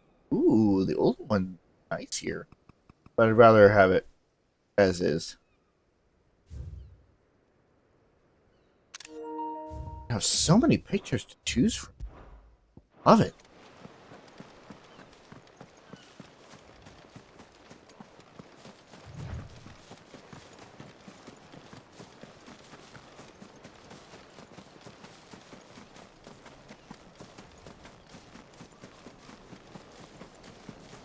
Might I inquire about the ray of light?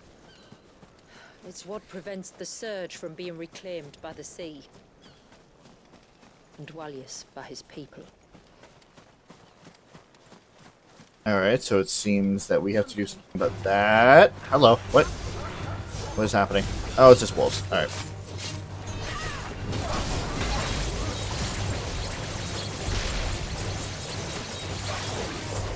I see a turtle. I also see a wolf that went spinning.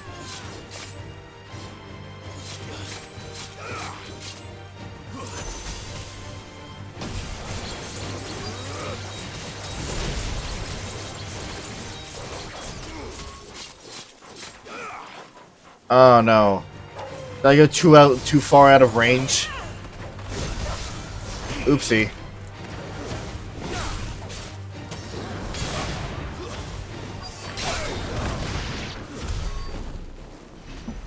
nope, nope, nope, nope, nope, nope, nope.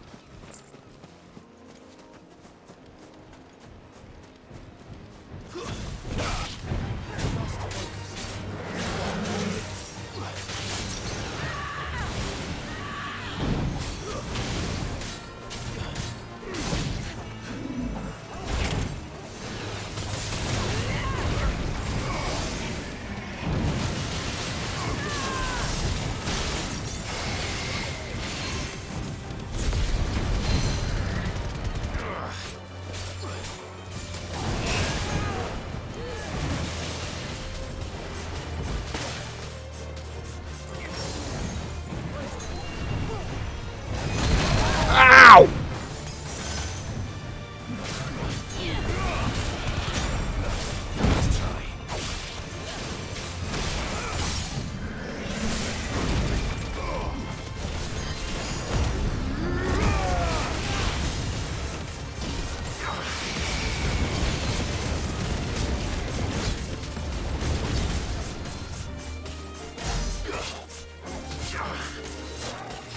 Goddamn shell!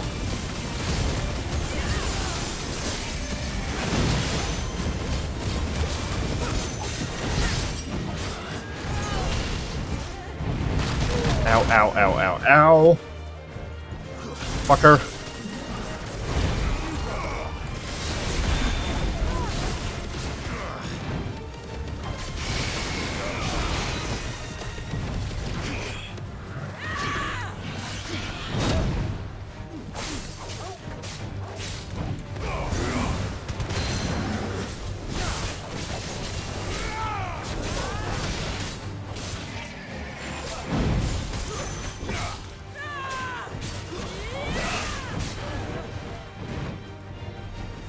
Here we go again.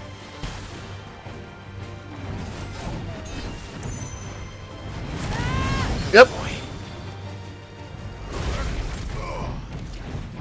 Oh no. Okay, back to it. No! Oh, that's total bullshit. Come on.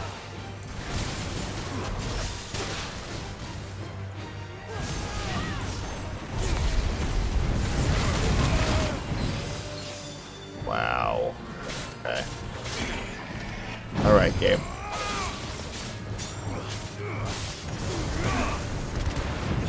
Be 10 hours because for 3 of them you're gonna be fighting this fucking turtle.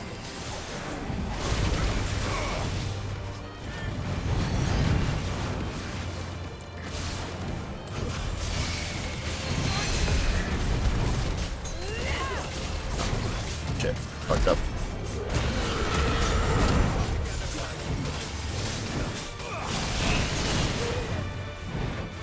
Get back here, you turtle bastard. Ow.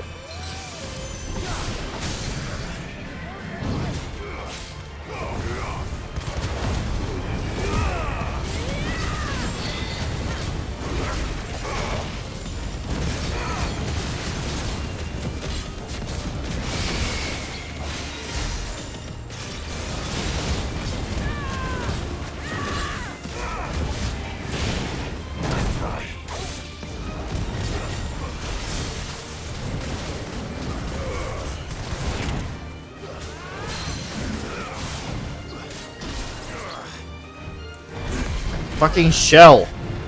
Oh.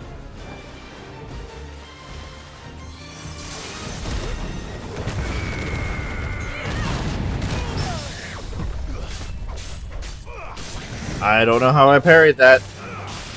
I'm not gonna question it.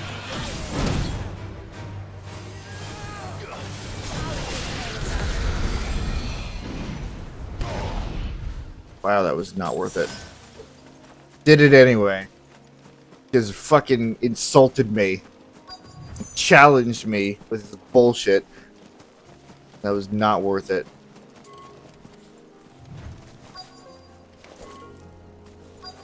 Don't fight the turtles if I don't have to.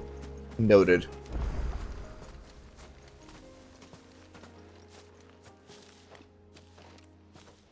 You said before that the child is bound within the surge. But you've yet to tell us how we're meant to reach him.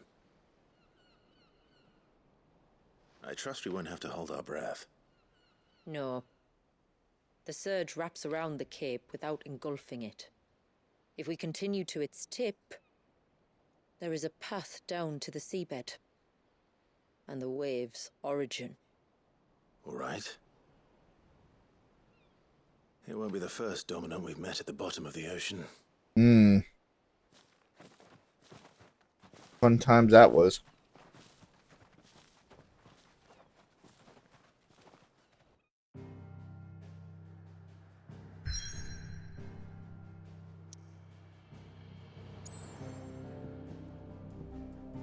So what do we got here? Tailwind Bay. For millennia, has the pounding of surf of Oilifist Bay slowly carved Tailwind's crescent of imposing cliffs that surf not frozen in time.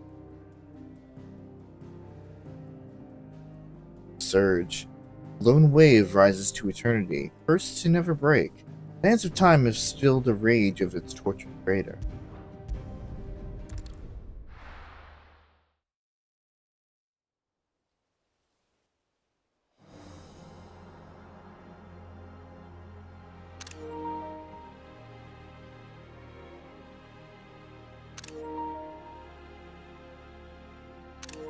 There we go.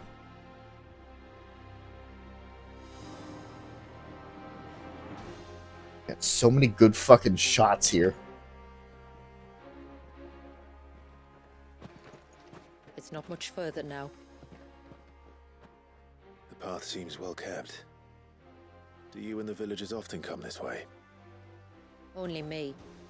Once every new moon without fail. It is my duty both as village elder and Walius's descendant. But surely no one blames you for what happened. Why should you bear the responsibility alone? You misunderstand. I do it because I want to. To show him that he isn't alone, and that there are still some of us who would see an end to his suffering. Suffering you will soon witness with your own eyes. Hmm.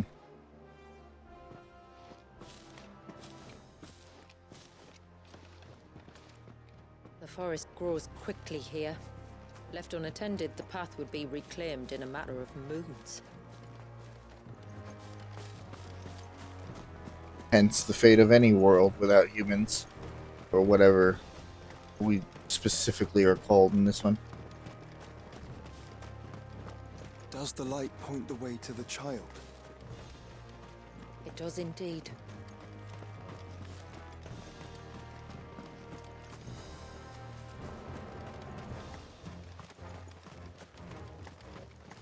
Look at all the droplets of water suspended in midair.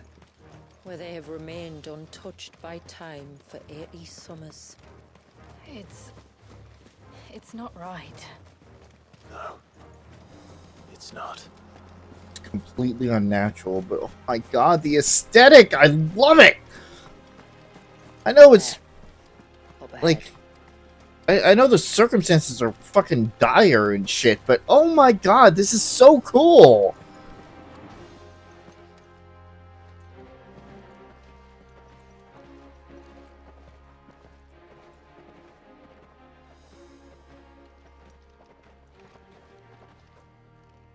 Down in the center. Follow me.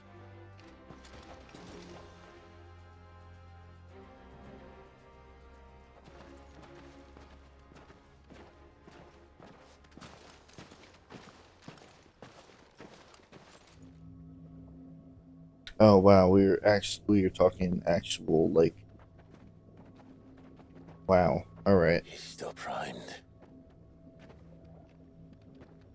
I'll never forget my first priming. The fear. And I was old enough to understand what was happening. One can only imagine how this poor child felt. He is the victim of an unforgivable sin. Committed by people who saw him as nothing but a means to an end. He must be so frightened. Then I'll ease his burden. You don't mean... I'm not going to hurt him. Contrary to the tales, I don't go around killing dominants for no reason. What if I told you there was a way to remove Wallace's Eikon? I tell you, you were a madman. It's hard to believe, I know. But it can be done. Though, it isn't without its risks. Part of the Eikon remains no matter what. So, it might still come to violence. I don't know. It depends on the dominant. I've seen things end well, and I've seen things spiral out of control. But I do know one thing. If we turn our backs on this child, there will be no end to his suffering. And I think that a worse fate than the alternative. Don't you?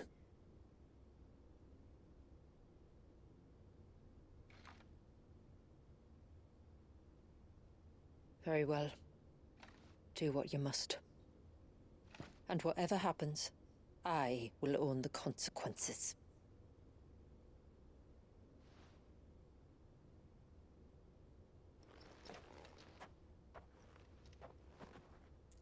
Don't be afraid, little one. Let me bear the weight.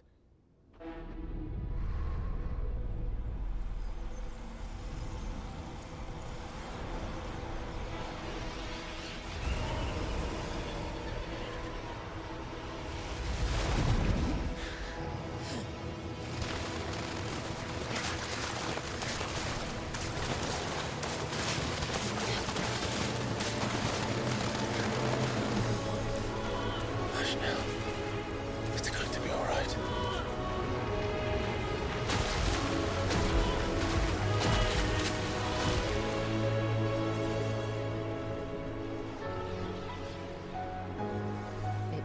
Is it done?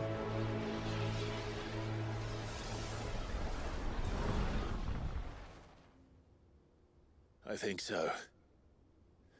I can feel the Eikon inside me. But something's wrong.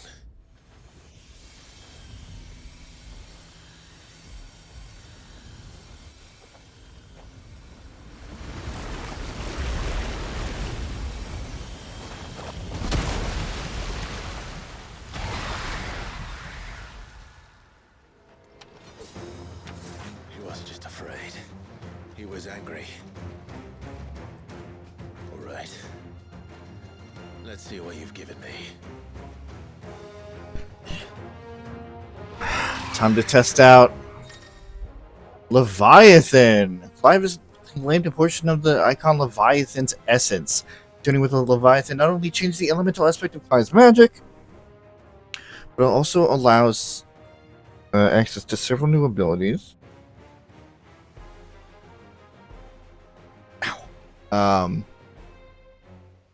Such as Cross Spell, a swell, an inescapable rush of water that pummels enemies from multiple angles.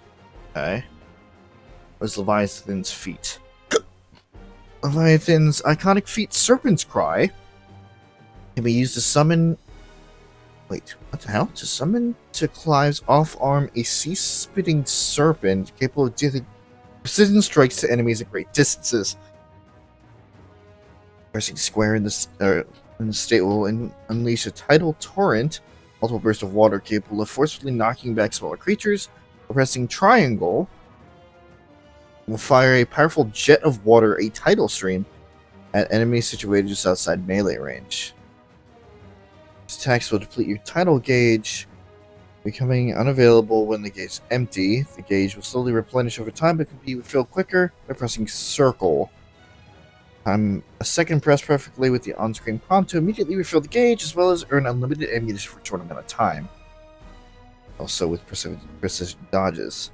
Using Serpent's Cry, pressing R1 again while dodging will cause Clive to roll in the air, extending the dodge even further. Oh! Auto turn can be used while rolling by pressing square. Interesting. Only Leviathan. Okay. Is that Leviathan? Just a legend, but a formidable adversary nonetheless. Whoa! Oh wow, that's fast. Oh look, it has friends.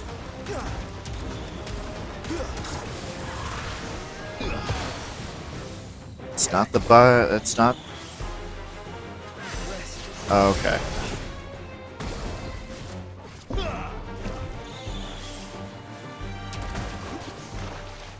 Whoa. Okay. Kind of. I kind of like it.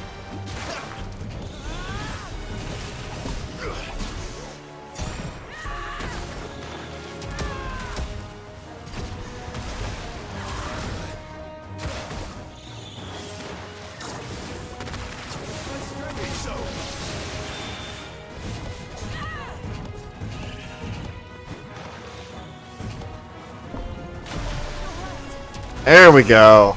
That's what I'm looking for.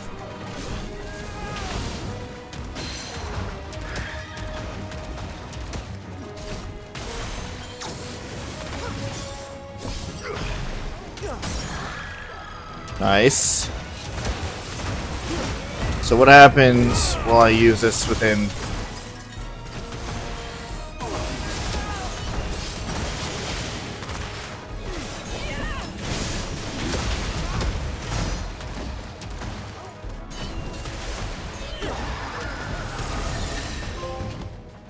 Hide Slinger. And 300 total attacks combined. Okay.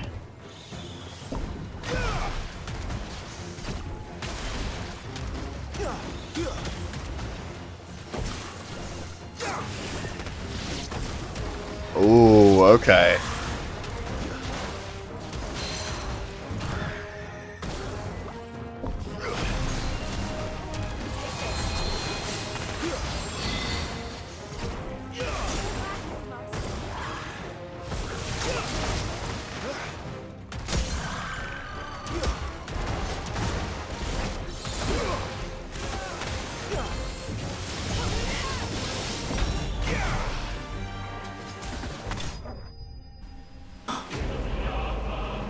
Interesting. Okay. It's definitely different.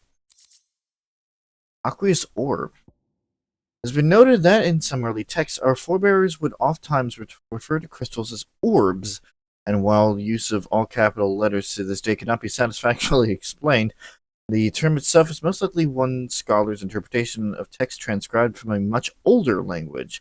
This pale blue fragment taken from the body of the Egi Pericos, however, is indeed an orb, and while nigh flawless and teeming with wild whirls of eddies and pure life energy, by no means does it warrant rendering in the uppercase.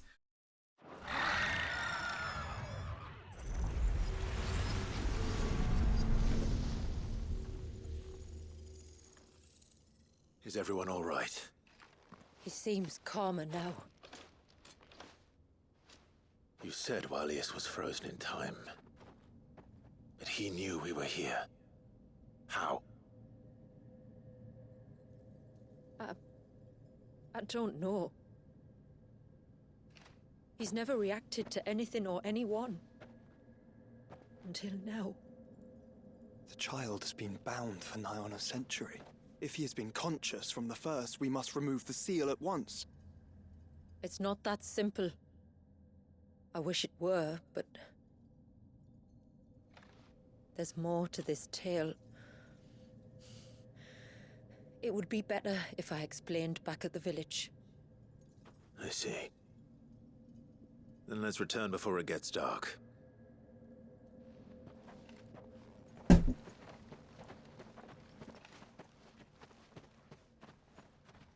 I'm sorry, Walius. I will make this right.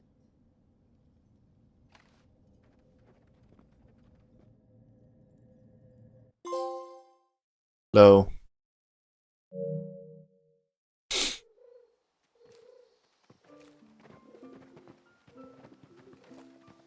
So, part of Leviathan is inside you now, is it? Does it hurt? No. Not anymore, anyway. Good.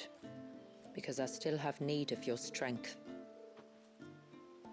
If you want to know the rest, we should head to the Witten Hall. Of course.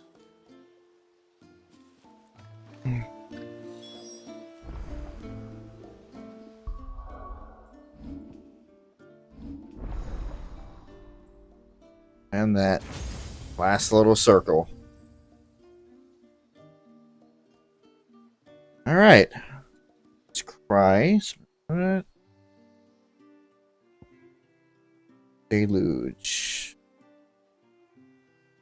Long-range, rapid-fire salvo of water that is capable of severely knocking back smaller enemies. Okay. Swell. Abyssal Tear. Open a slowly expanding gateway to the murky depths of the sea. When the timing is right, summon forth an abyssal storm that hones in on enemies nearby. Huh. And then Tsunami. Conjure a whirling wave of titanic proportions, swallow up and spit out all enemies caught in the surf. Huh. Okay.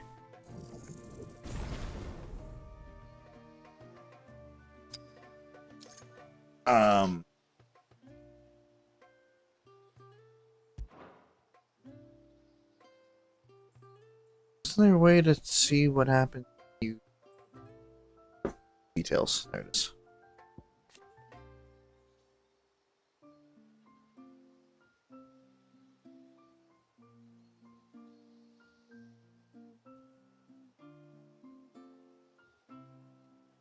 Oh, neat. Okay.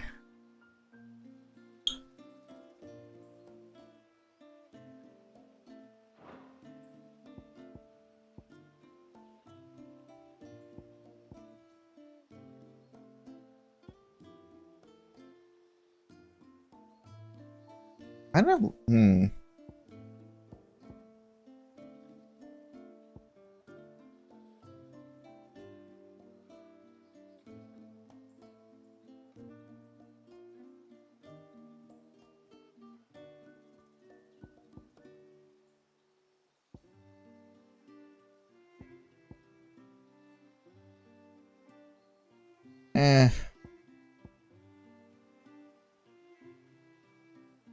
Potential point. That might be nice.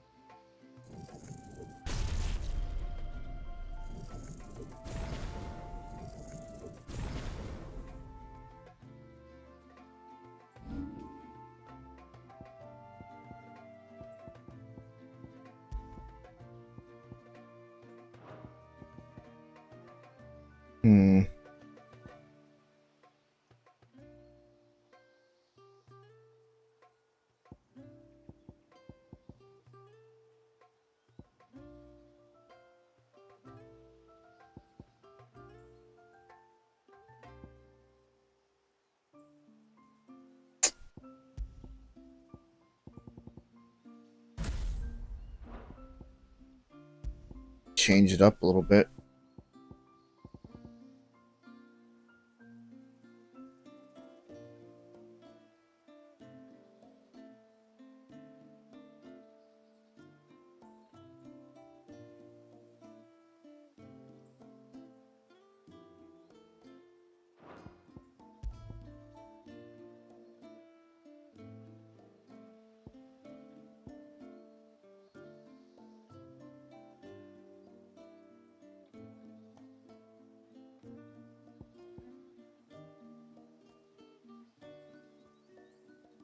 This is the whatchamacallit?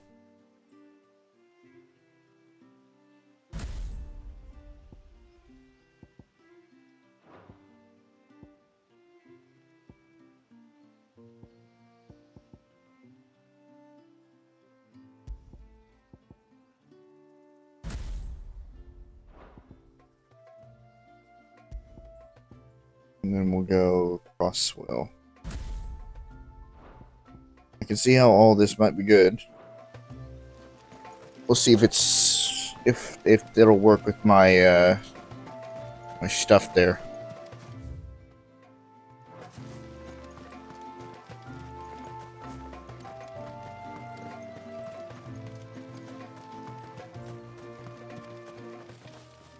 Is there Yes, any my more? lord. No. Fare you well, my lord.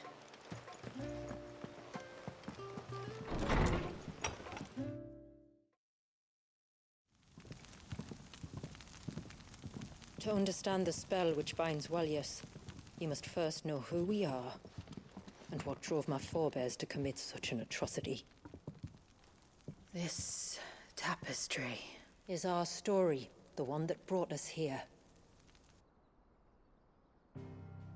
After generations of wandering, my people sought refuge in northeastern Storm, some 170 years ago. But in exchange for our safety, the Gregorian Church demanded we renounce our faith, and branded us heretics when we could not. To be exterminated, as a lesson to others. And so was it chronicled in the Imperial histories, for anything less would have made the Church seem weak. Yet a handful survived. The few who did fled north and west, and in doing so discovered two things that would forever shape our fates. The first was an old legend, revealing how to make your very own Mother Crystal. I've heard that one before. Mm-hmm. Yes, yet it gave them new hope, however false. Our ancestors convinced themselves that they could recreate the divine if they could only find a strong enough heart. A living being capable of channeling torrents of ether. And the heavens provided. A dominant. Well, yes. They'd stumbled across a nostrum in an ancient ruin, which they believed could provoke a sudden outpouring of a creature's ether. They meant to enrage his Eikon. Leviathan would have destroyed everything, had our people not made their second important discovery. A means to stop time itself. Where did they find that? The Northerners had no such magics, or they would have used them. When our ancestors first arrived, the land was uninhabited, save for an old witch who lived on the highest peak. Her body had been consumed by the curse, a cruel payment for her long years of service to the Northern Thanes. So desperate were they to prevent the fall of Drake's Eye, they'd forced her to devise a spell to stop time. Alright. Walyas. Current dominant of Leviathan, born into the family of the tributary of the Moat of Water some 80 years ago. Said family plotted to transform their new arrival into the heart of a mother crystal by means of forcing his Eikon to prime and freezing it in time when its aether channeling powers were in full flow. Their plan was not only failed to produce a single crystal, but also made of Walyas an eternal prisoner, whose release would spell doom for their people, drowned beneath Leviathan's waves. His only hope of freedom would be the coming of one who could remove an Eikon, or else bested in battle, one such as Clive Rossfield. Alright. About the moats. The people among who the dominant of Leviathan is born, who fled from southern Ash after the fall of Drake's Horn. The wanderings took them to eastern Storm, where they were persecuted as heretics by the Nazi Gregorian Inquisition and driven to the brink of extinction. A few survivors fled north and west, where they found a safe haven in Mysidia. Alas, their attempts to revive their people's fortunes by harnessing the power of Leviathan to create a new mother crystal ended in tragedy. The babe that was to be their savior, frozen in an unending torrent. Well, fucking sucks. Northern Territories. Once a loose collection of nations that sprang up around this region's erstwhile mother crystal, Drake's Eye, but in the 40 years following the Mother Crystal's fall, a combination of both the Blight's inexorable advance and war with neighboring Rosaria worked to quicken the area's destabilization, and now only a handful of hardy survivors remain. Excuse me. While most of the north has regressed into a lifeless wasteland, a small corner situated on the western shore of Olephus Bay, known as Mysidia, remains untouched, albeit hidden by a powerful magic glamour maintained by the villagers who reside beneath the wall. But Drake's Eye did fall. It did. When she finally perfected the necessary magics, it was already too late. As punishment for her failure, the Thanes exiled her to this forsaken place to live out the few days she had left.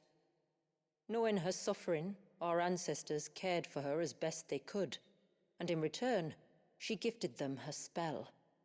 That even though she should die, her legacy might live on.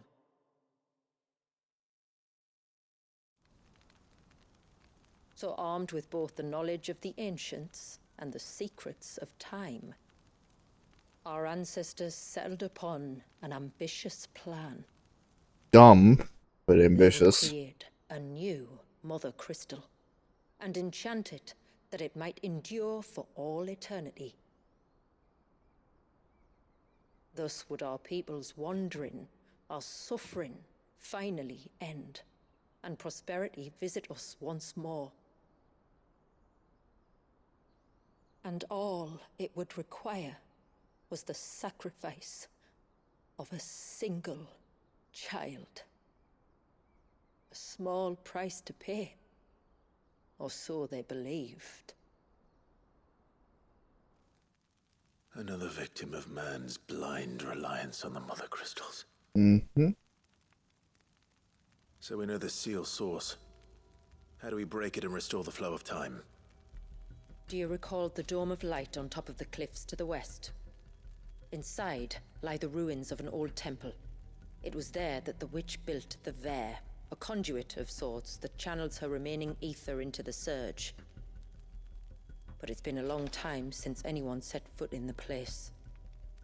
And now, there are others who claim it as their own.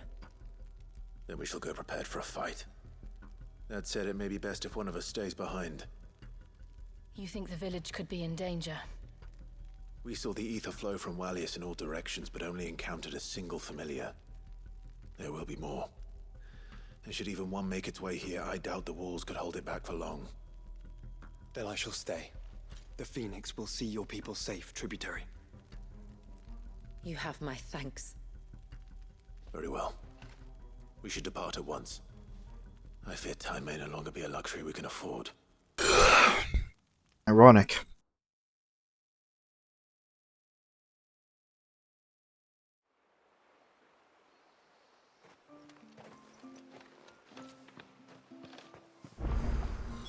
The Vare is not easy to find. We must first head north, and then west, deeper into the forest. But first, got a whole bunch of quests that we need to do.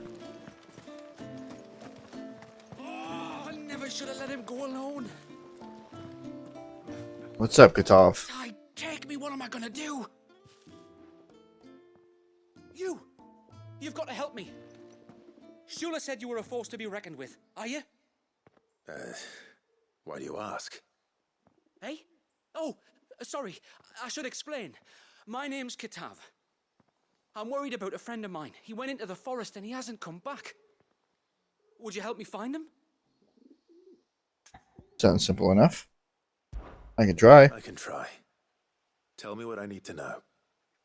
Of course. You know about the glamour our ancestors cast to keep this place hidden, right? Shula told us about it, yes. Right. So you know the cairns we use to maintain the spell? Well, it's me and my friend's job to maintain them. If it weren't for the likes of us, it would have faded years ago. So your friend went into the forest to visit one of these cairns? Aye, that's right. He said he was going down to Father's Fell. There are 2 cairns out that way, one by the banks of the Swift Run, and another near the Winged Wains, the ships in the forest. All right. How will I know this friend of yours? His name's Nassef. He's about my height, but clean-shaven. If you could track him down and see that he's come to no harm, I'd be much obliged. I'll search the village, just in case anyone's seen him, and meet you back here. Very well.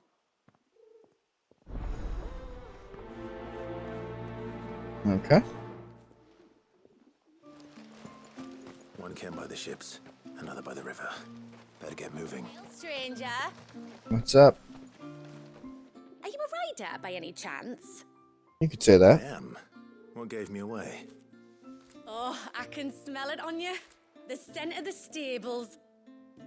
And not just any stables. Something tells me you've never been one to ride half-starved birds with chine gall and wet beak. If I had a guess, I'd say your bird eats only the finest greens and has her feathers groomed twice a day with a curl hairbrush. Nothing but the best for my ambrosia. Ambrosia, eh? Pretty name. What's she like? Well, she's tall and strong. And her feathers are as white as snow. You're joking. You've got a white chocobo. I have, yes. I suppose they are rather rare. This I've got to see. Can you bring her here? I would if I could. I would if I could, but I doubt Shula's skiff could hold her. Me dad's got a boat. And he's ferried chocobos before. You could get him to bring her. It'd be perfect timing and all. He's preparing for a trip beyond the wall as we speak. I'm sure he'd help you if you asked. He would. Well, I don't suppose it would hurt to have Ambrosia around. All right then. Where could I find your father? He'll be in the storehouse on the other side of the brook. Tell him Manda sent you. And I'm sure he would be so pleased to find out that his daughter has gotten wrapped up in yet another harebrained scheme there. Bastard things.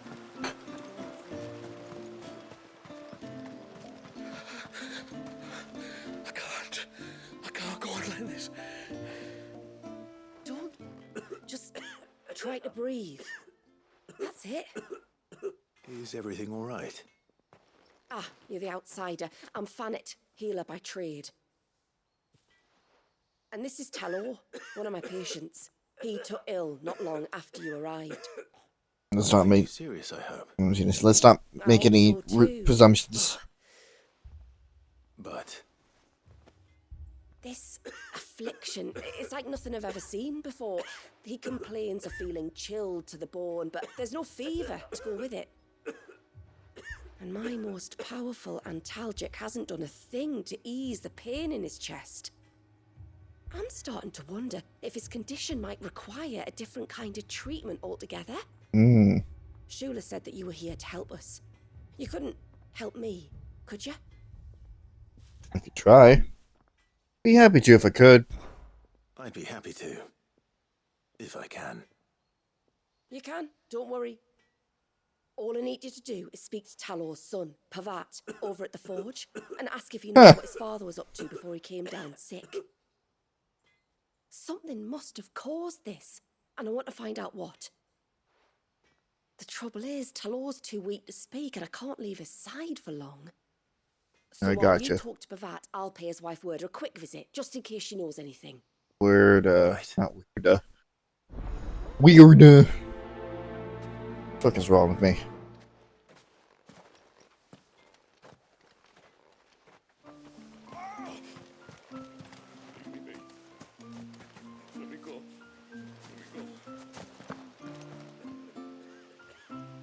Yeah, that sounds like a little bit of possession to me. You one of the outsiders, then? I am. Shula invited me. Are you Manda's father? I am.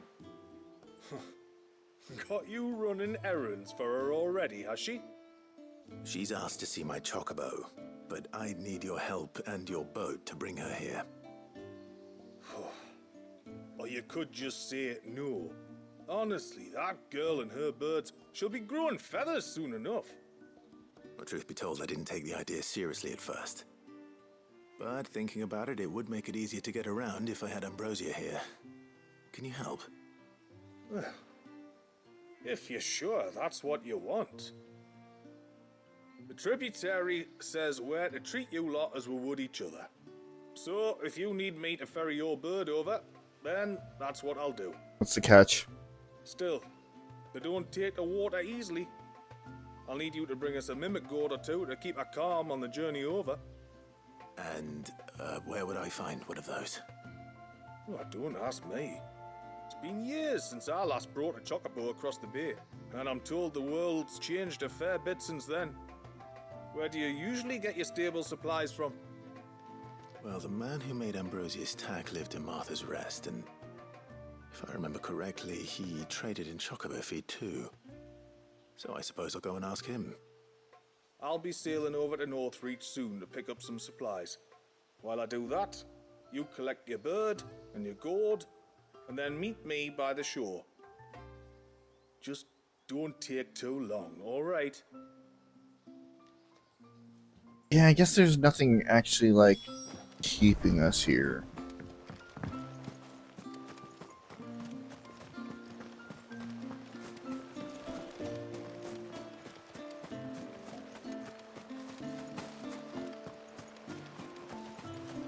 If we pick too many of the flowers, there won't be enough.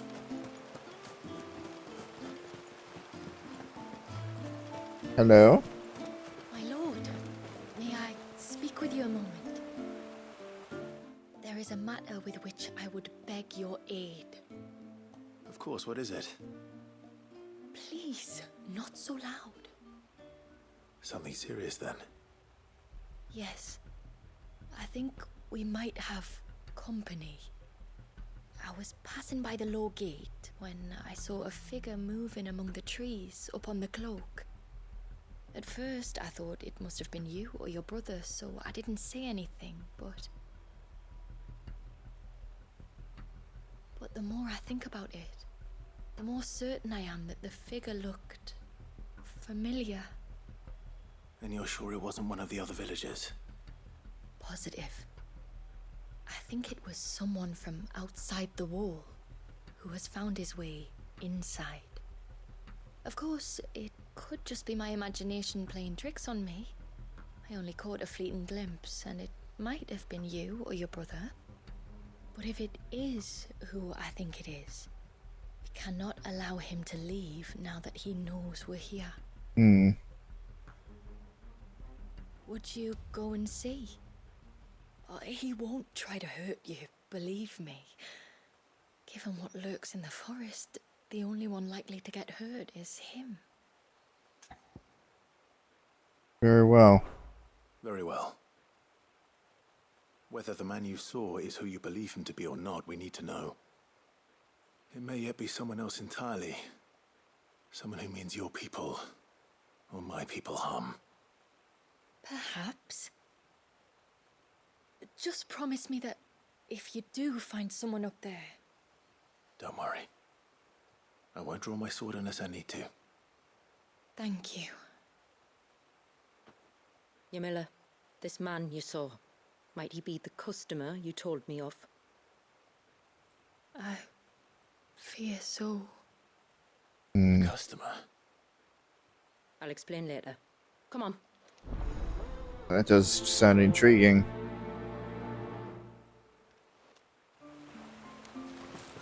The figure I saw was about halfway up the cloak. That's our name for the mountain you crossed to get here. Okay.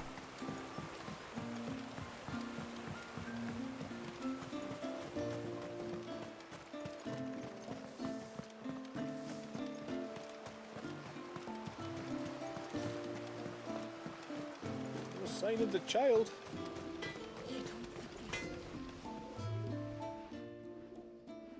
Oh, do you need something? I do, though not from the forge. Fannet asked me to speak with you. She's looking into the cause of your father's illness and wondered if you could shed any light on the matter. I see. Sorry. She shouldn't have dragged you into this. It's no trouble, really. Tell me, did your father do anything out of the ordinary before he fell ill? Not that I know of. But then I hardly see him. He's always out and about, like. Well, at least he was. Suppose he might have been a bit more fidgety than usual, but apart from that. When you say out and about, where does he usually go? Just round the village. Wanders over to Blazier's place most days. He's a fisher who lives on the other side of the fount. They're old friends. Maybe he knows something I don't. Maybe. I'll go and speak with him. Hello. Yes? Hide strike. Still not as good as what I have. But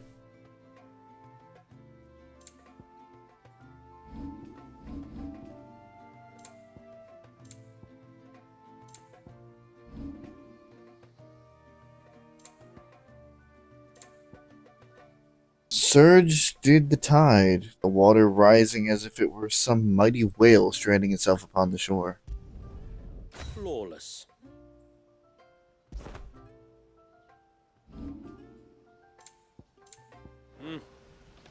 Ooh. That's nice. That's sleek as shit.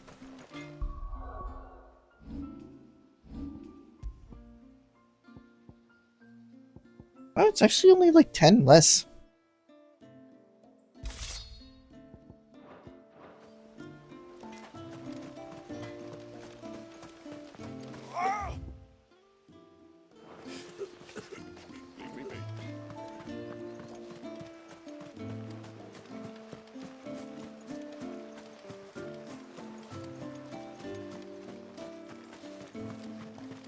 Oh, Blasier.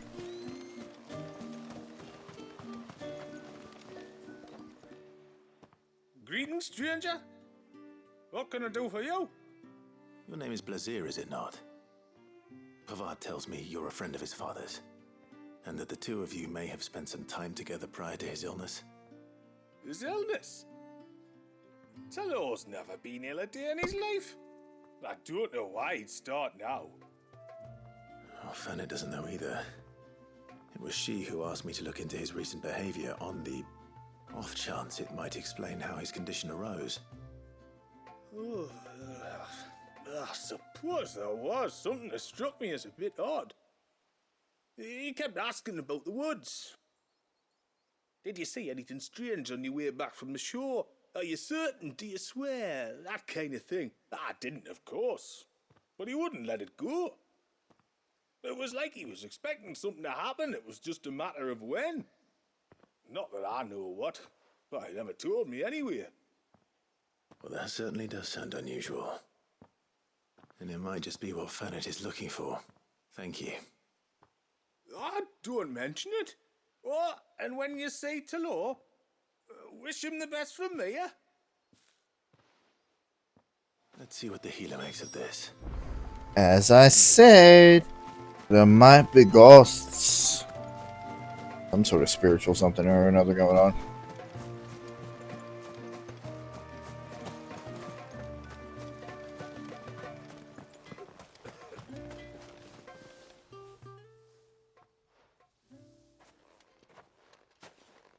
I spoke with Werder, but she couldn't tell me anything. Did you have any better luck? Nothing conclusive. But there was one thing. Blazier, the fisherman, told me that Talor had taken a sudden interest in the forest of late. He kept asking him if he'd seen anything unusual there on his way back from the coast, but never let on what exactly he was expecting him to have seen. The forest between here and the coast. Surely not. But then... But then... I can't say for sure. But I think Talor's illness might have some connection to the Tomberries. Hmm. You may have encountered them during your time here. The small, scaly beastmen. What did they do? Was Talor's illness? I do. At least in a way. And if I'm right, it's no wonder the treatments I've been trying didn't work. Oh, I know it's a lot to ask, but would you go down into Father's Fell for me? There's an altar there. And if my fears are true, an offering upon it. What is going on here? Please. I'll explain everything when you return, but time flows fast. I beg you, make haste for Father's Fell and take the offering from the altar. Talor's life may depend on it. Very well.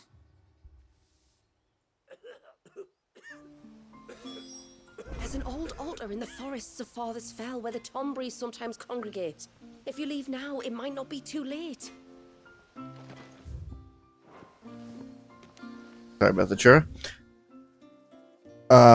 Yeah.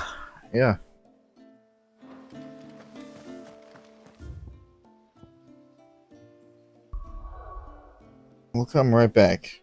First, we're going to take a little bit of a trip over here. Grab ambrosia.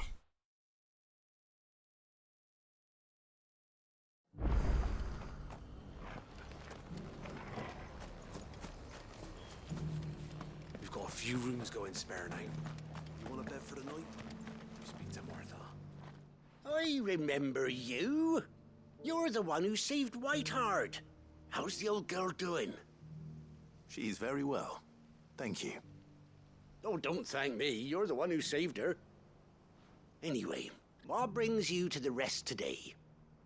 I was hoping to purchase a Mimit gourd. And I thought you might be able to tell me where I could find one. Oh, reckon I could do better than that. Just so happens, I've got a whole carload of the blasted things. Not a buyer in sight. Really? Aye, you'd be doing me a favor taking a few off my hands before they turn to mush. But just be on the lookout for wild birds, eh? Don't want them chasing after you like they did me. I will. And thank you. Oh, you're very welcome. Any friend of Whiteheart is a friend of mine. And in times like these, friends have got to stick together. We certainly do. To Northridge, then. Wouldn't want to keep Anders' father waiting. Oh, hello. What is going on here? The Era of Hours. Atop one of the region's highest peaks sits this ancient stone temple, washed in the glow of a mysterious blue light. From a magic artifact in its innermost sanctum known as the Vare. Shines a bright ray of time-altering light that extends across the forest canopy down to Cape Nepto and the Surge. Vare, magical apparatus by which the spell freezing Walias in the Surge in time was cast and continues to be sustained. Is erected in the Era of Hours, the temple that sits upon Mysidia's highest peak, the only place that offered an unbroken line of sight at Drake's Eye, where the spell was originally intended. Chronomancy.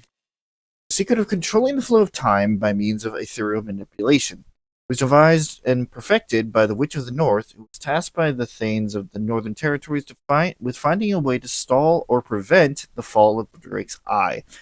After a lifetime of toil, she finally perfected the spell some 80 years ago, but it was already too late to save their doomed Mother Crystal. The modes of water would later put it to another, more sinister purpose, that of creating a new Mother Crystal by freezing their baby dominant in time. Alas, that plan too resulted in failure, the witch's magic succeeding only in preventing the extermination of their people by an Eikon's brain. Don't fuck with the Eikons! I don't know how hard that concept is. Ugh. Don't fuck with gods unless you have the equipment to do so.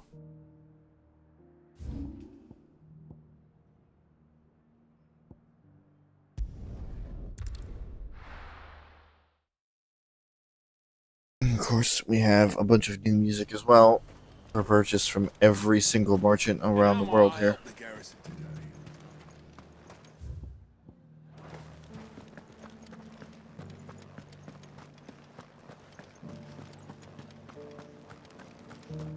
And the hubris of man never fails to get them killed.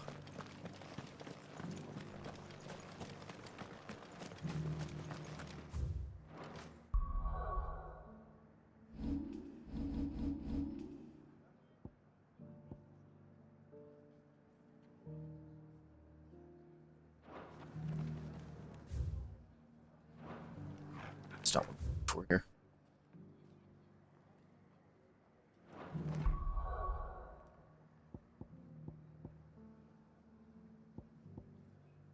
And dancing steel.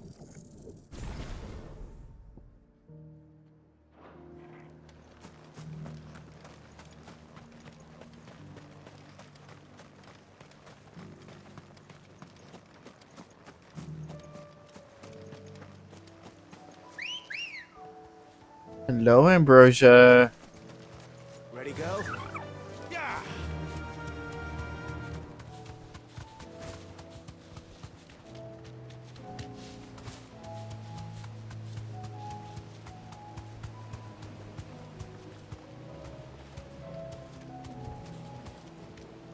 You deserve a rest. Ah, there you are.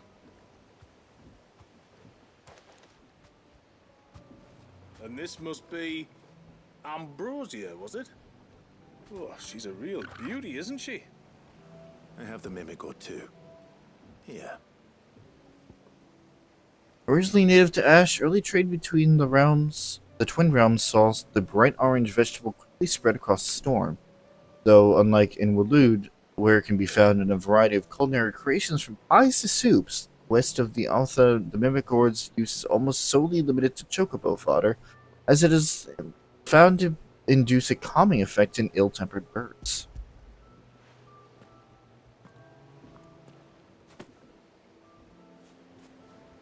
Thank you kindly. Soon as she's gobbled this up, we'll set sail.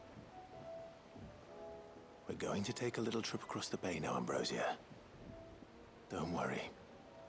You'll be all right.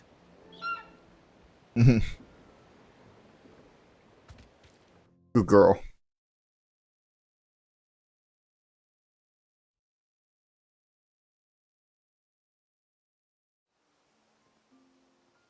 Back in Haven.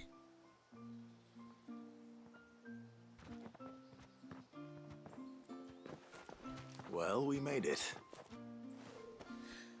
You didn't all? She is as white as snow. You're beautiful, aren't you, girl? Brave, too.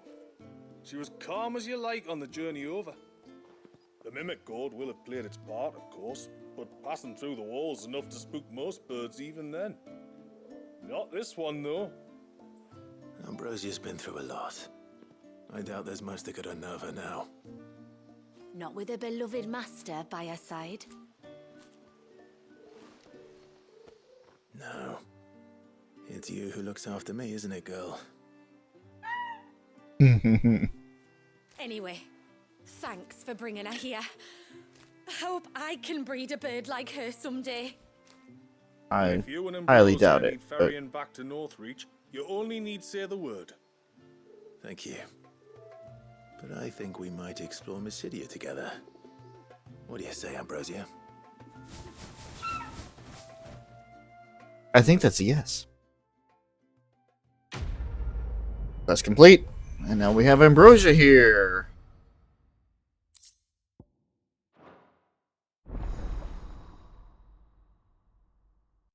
Sweet.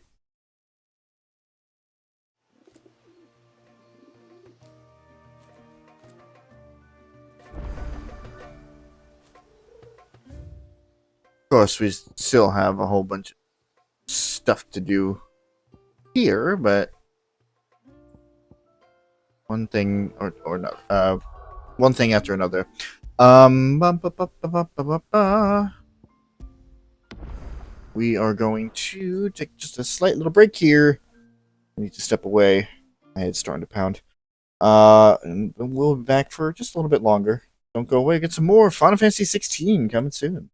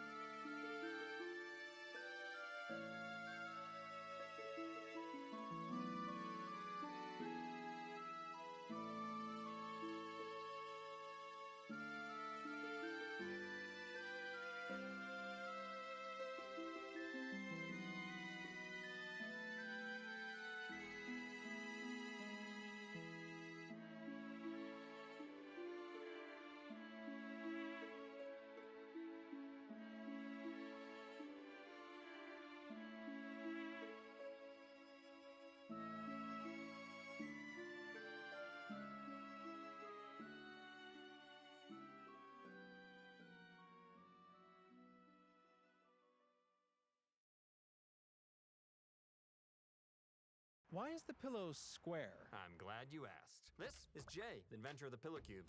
And this is a substantially more attractive version of Jay we hired to tell you about it. I don't know that I would say substantially. Call me Jabraham. That's not my name. Jay had a big problem. Put your hand down.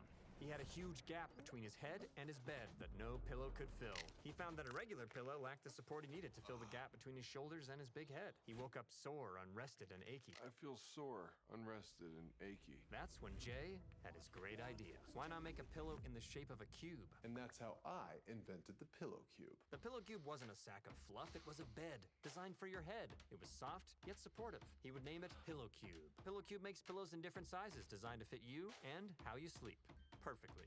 You can even take the perfect pillow quiz to find the perfect pillow to fit your notch. I dubbed the Pillow Cube. It was not a cube, and the internet would hate this blatant disregard for geometry.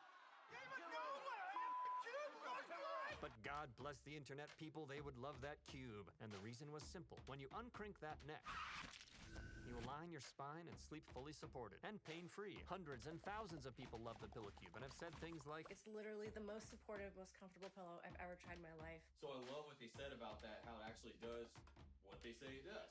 I literally had the best night's sleep. And they did it all without getting paid. And this is not a paid advertisement at all. But it's just a square? Why hasn't anyone done it before? Simple. Big Pillow wants to make a pillow that works for everyone. But by designing a pillow for everyone, they make a pillow that doesn't work perfectly for anyone. But not Pillow Cube. We're the first to stick it to Big Pillow and start taking care of the side sleepers. It's no wonder why Pillow Cube is taking over the world. Holy mackerel. You're telling me the Earth is actually a... Yes, Mr. President. It's a giant pillow cube. It looks so comfortable. We make our pillows in cube shapes because it's the most comfortable way to make the perfect pillow clean and simple. You should buy one and find out for yourself. That's pretty good. Well, I am an actor. I mean, not perfect, but... Pillow Cube, the finest pillow this side of the internet. Go to pillowcube.com today and find your perfect pillow. Pillow Cube. Better sleep on your side.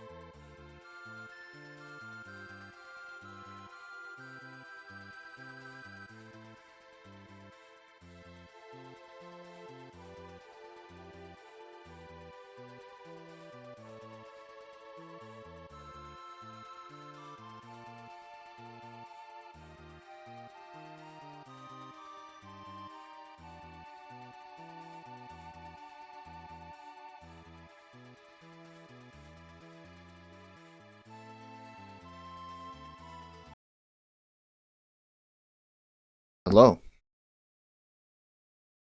I am back. Thank you for your patience there. I tried to heat up my coffee and exploded in the microwave. It just goes to show that sometimes when it says do not microwave, there's a reason for it. So there goes the rest of my coffee. And now I have to go with plan B.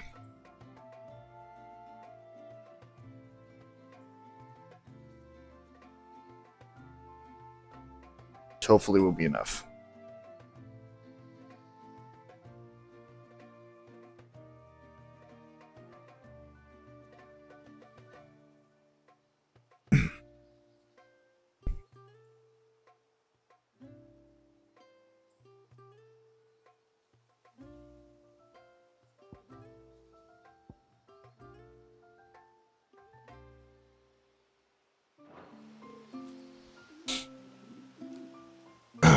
Alright. I also had to switch out laundry, but yeah, the whole coffee spill was a little bit more important at the time. So, next we need to figure out who was at the gates. And you're goddamn right I'm being that lazy.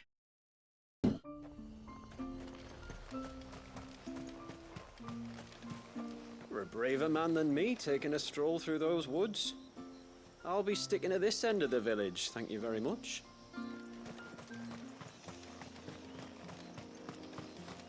Sometimes common sense is a lot better than bravery.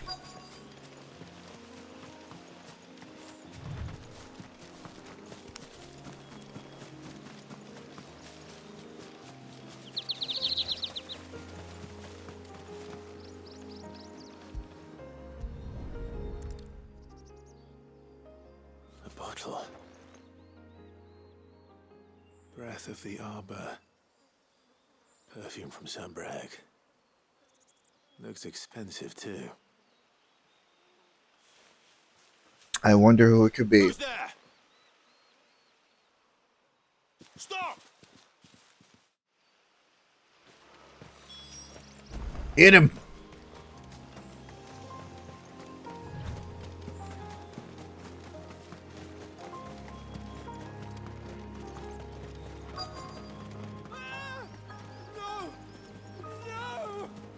Hang on! I'm coming!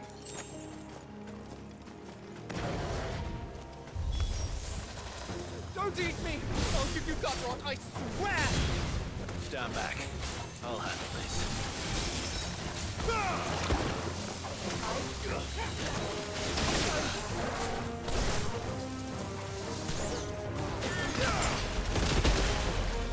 Okay, that's kind of cool.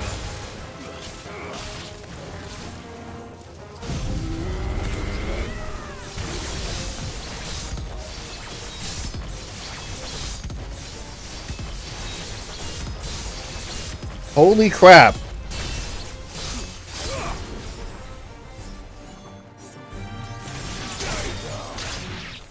That was awesome.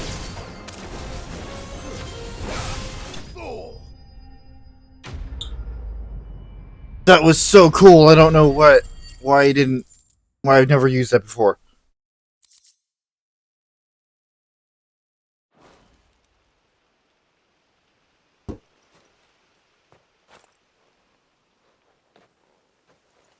Are you all right? I'm more than all right. I'm saved! Oh, I could kiss you! I'd rather you should not. Introduce yourself first. Hervey! I knew it was you. What are you doing here? I came to see you. Oh, my little canary, it's been so long. Thank you for saving him and sparing him. Who is he? Hervey, one of many clients from my employment beyond the wall. One of many clients? We spoke every night of our plans together. Whispered songs of love into each other's ears. And then you upped and vanished without so much as a word. I left you a note, didn't I? I told you I was sorry, but that we could never be together. That I could never abandon my family. And I told you not to look for me. How did you even find this place, anyway? The flame of your love was as a beacon in the night that guided me to you. Try again. Survey.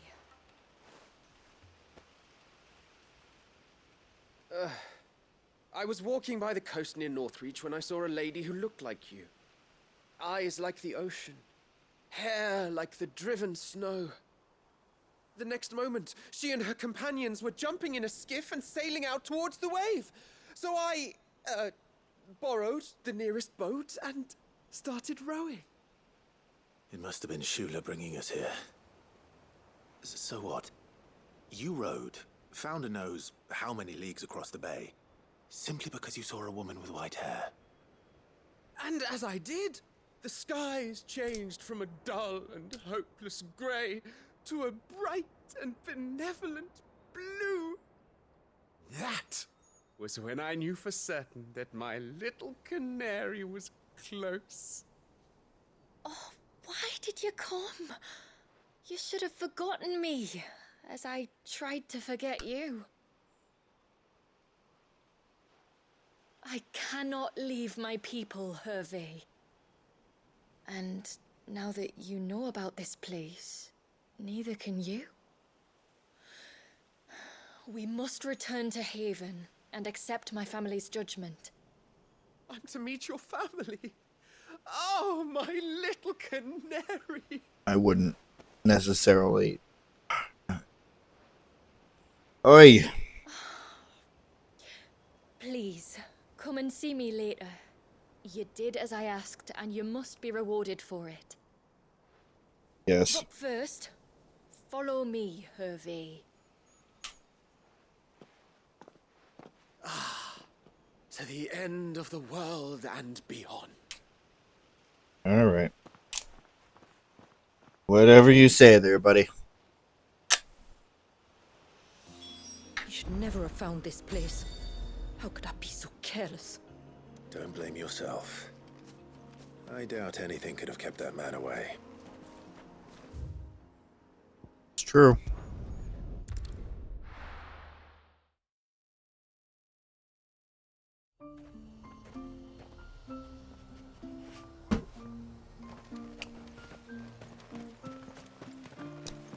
Hopeless fools like that? Forgive me. There's nothing to forgive. You two met at the Vale, I take it. When I worked there, yes. To earn the coin that my people need to survive.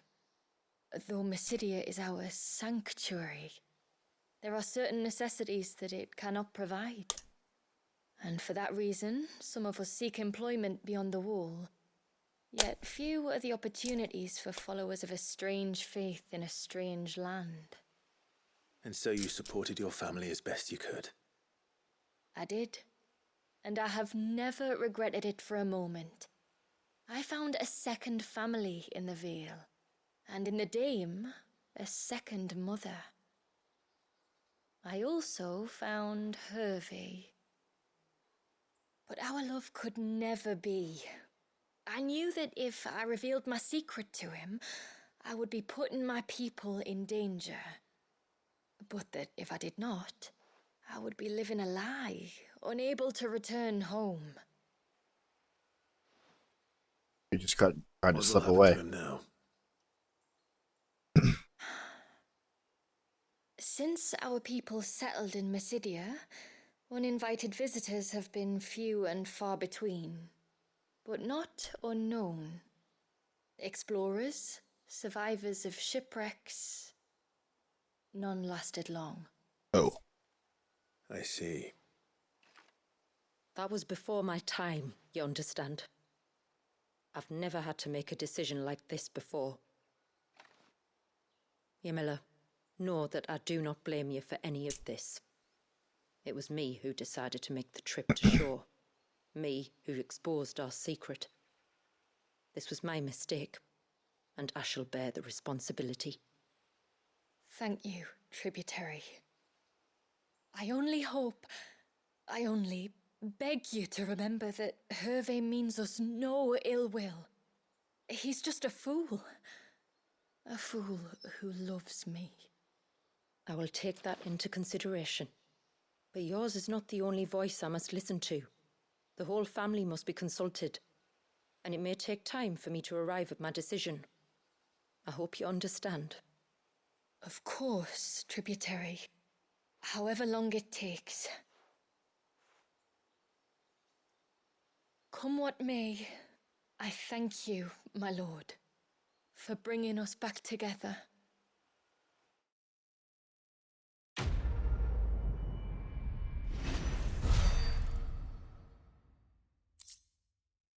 And thus it shall be.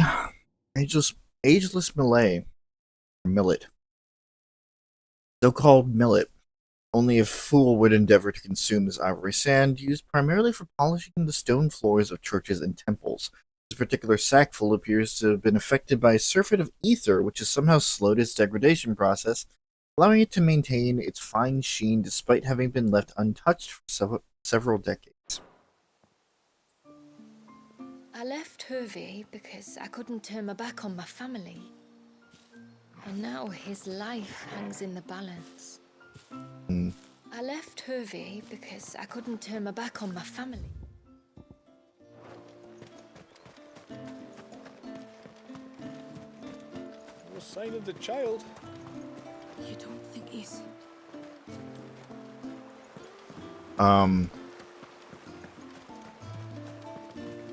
Oh. Hey, Joshua. I suspect two dominants can handle whatever it is that awaits you atop that peak. And if not, there's always Lady Shula's battle axe. I suspect two dominants can handle whatever it is that awaits you atop that. Okay, maybe I should stop talking to people once. Seems like they just don't have multiple dialogues. Better be safe than sorry, though. But, yeah, this is about the type of nonsense that I would expect from a remote village. And once everyone left me in peace. Oh, my goodness. Sneezes, man. I don't know if it's because of my moustache. We turned east at the shipwrecks to reach the coast. Now we must head in the opposite direction. Left it is then.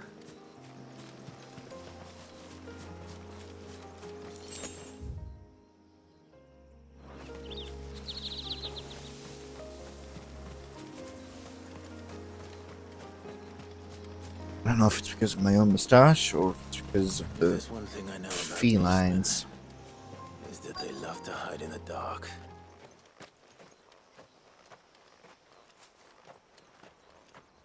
Oh, this ought to be good. I should have bought some more potions. Fine. I'll be fine.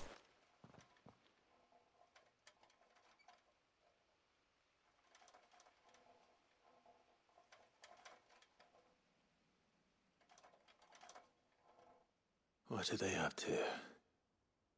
Some sort of ritual.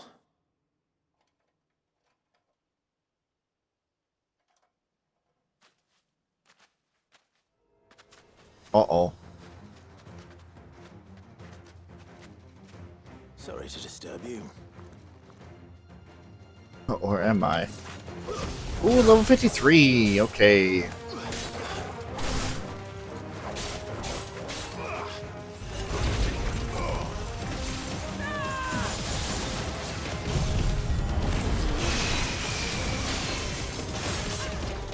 Ooh, but it has to hit. Okay. Then again.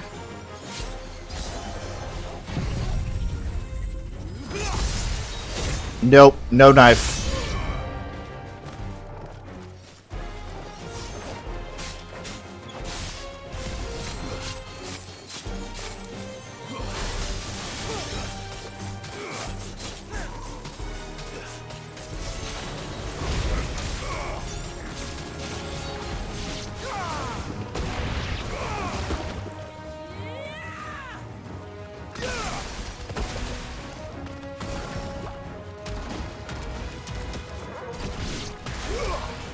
Oh, wow. Really did extend the tile gauge.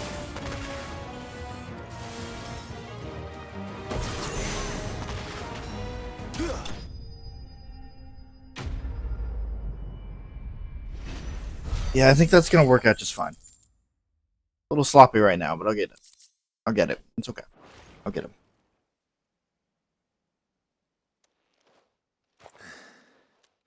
Let's see what's on this altar then.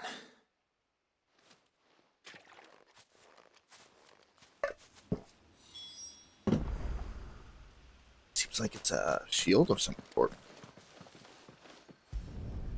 Oh no, that is the altar. Right. A silver chain. I doubt the Tombries made it. This must be what Fennec was talking about.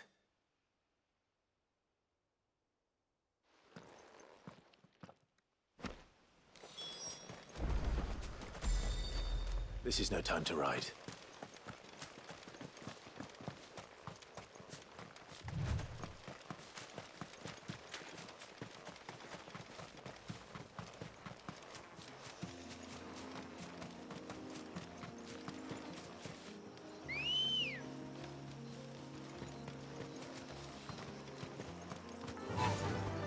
Fly, Ambrosia!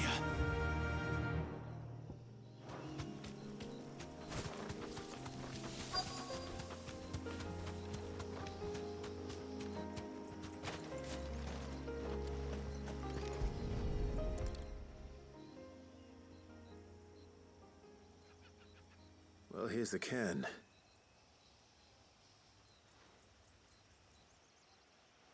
But no sign of Nasef. To the riverbank, then.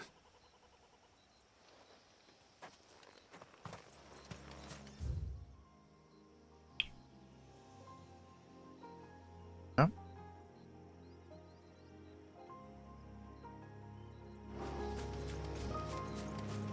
Funny enough, in the direction we need to go anyway.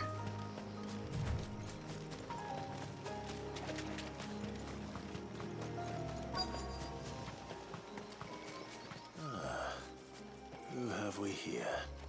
Hello, Nasif. Oh. I'm looking for a man named Nasef. Hi, I know him. Takes care of the cans. Wait, you didn't think I was him, did you? Sorry, mate, I'm just out to jimmy sell a few ibexes. What do you want with the lad, anyway? His friend, Katab, asked me to look for him. Apparently he ventured out to work on one of these cairns and didn't return. Well, that is a worry. You're a hunter, yes? You must know the woods as well as anyone. Can you think where he might have gone? There's a bridge further down the path. Blasted thing got washed away a few moons back. Our carpenter only recently had time to rebuild it. But if I remember rightly, there is another cairn on the far side. Maybe he decided to visit that one while he was here. Maybe. Maybe. It's worth a look, certainly. Thank you. Don't mention it. I'll keep an eye out too. Perhaps he just got delayed or something. Let's hope so.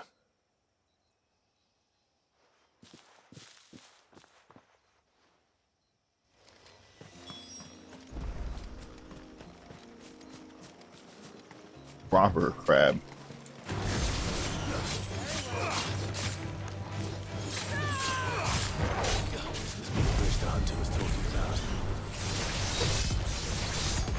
Yeah, okay. So I have to hit the first target, but...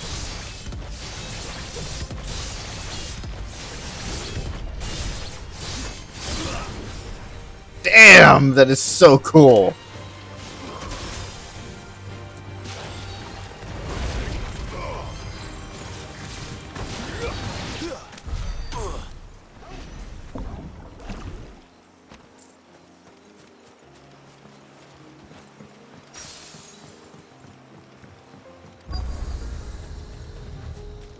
Another obelisk.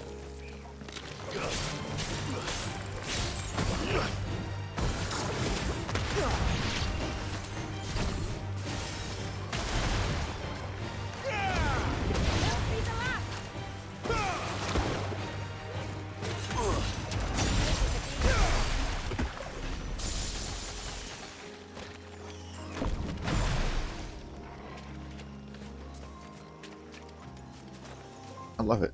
I love this so much. Alright.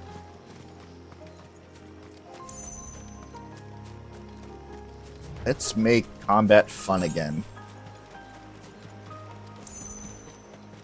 Oh. Oh boy. Well, we found him.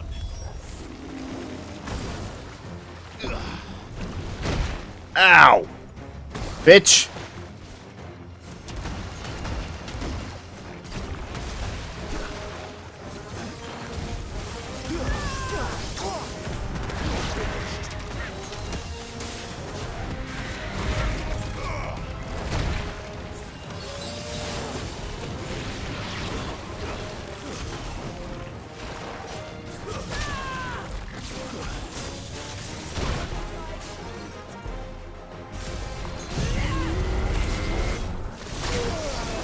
Oh, fuck you. At least it... Ow.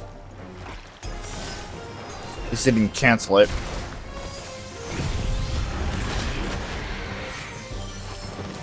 Nope, you're just being a dick.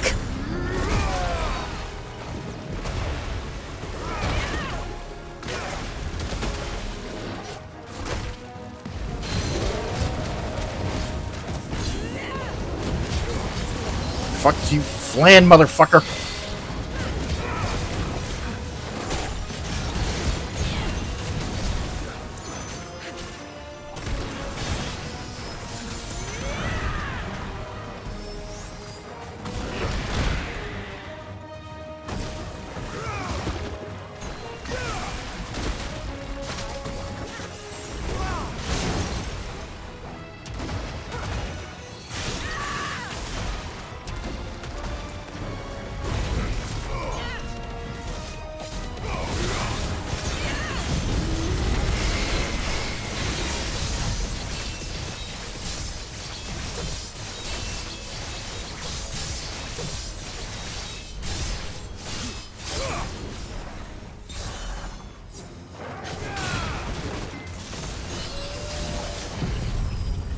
I don't think so. Fuck off. That is such an easier way to fill this Antetsuken gauge. Oh my god. I mean, sure, it has a high fucking recharge rate, I'm assuming, but still.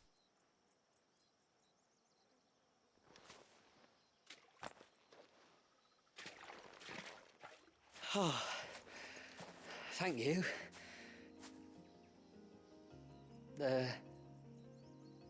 I'm the tributary's guest. And you must be Nasef. I am? But how do you know that? Your friend Katav asked me to look for you when you didn't return. I'm sorry.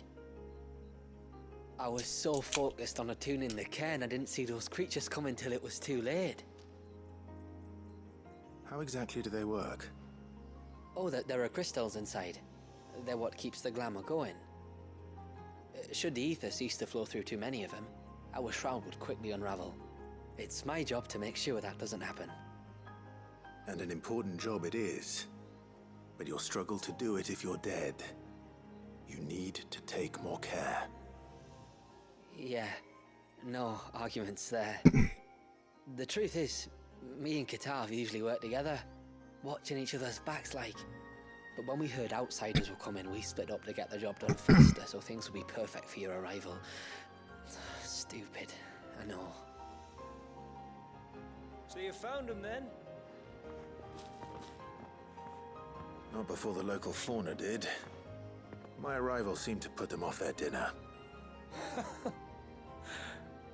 Mustn't have been hungry after all. Expect you'll be wanting someone to escort you back to the village then, Nasef. Woods are full of nasties today. When you're next in Haven, be sure to come and see us. You saved my life. It's only right I repay you. If you insist. Take care now.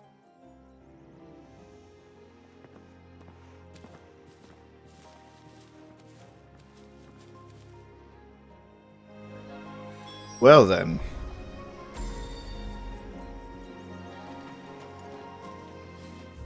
This time I believe we will take that. Thank you.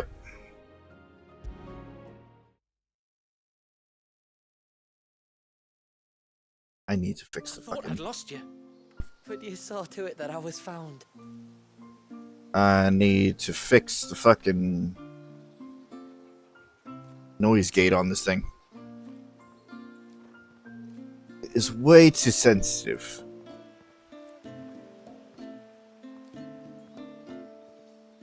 So what if I just do this? I just go through and load it up. No.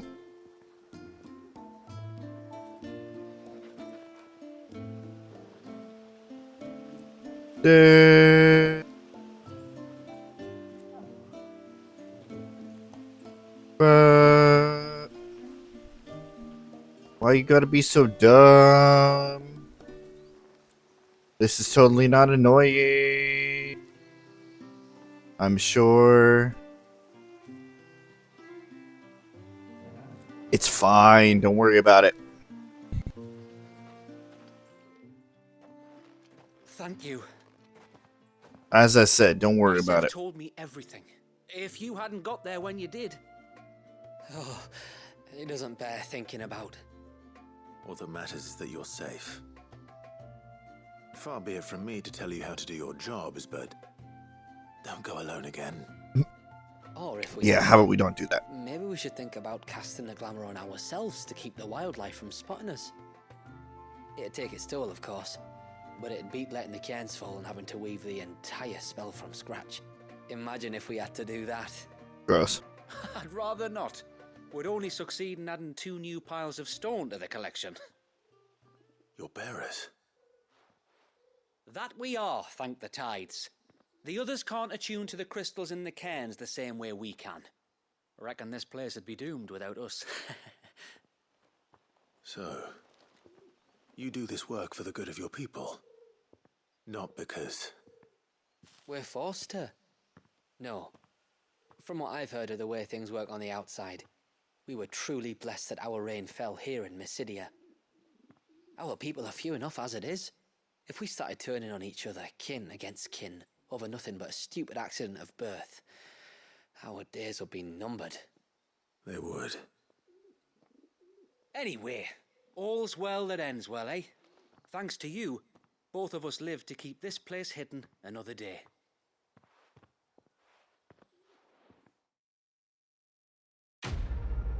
Well, that works.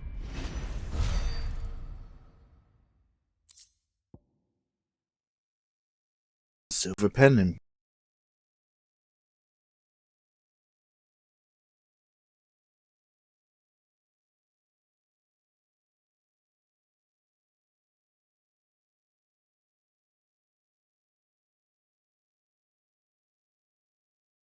As its surface is so time-worn as to render any markings indistinguishable, we may never know or by whom this ancient silver coin was minted. However, considering that Gil has been in circulation since the advent of the realm's current calendar, the piece is quite possibly over 1,000 winters old.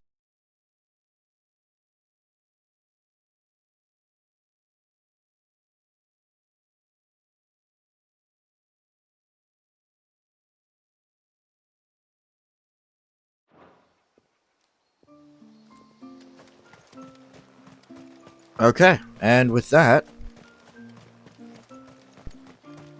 we should be good to go to continue on. Got the repairs done in no time. Did you tell the fishes? Alright. Might want to finish the whole Tonberry thing before we start doing anything else. Bastard things.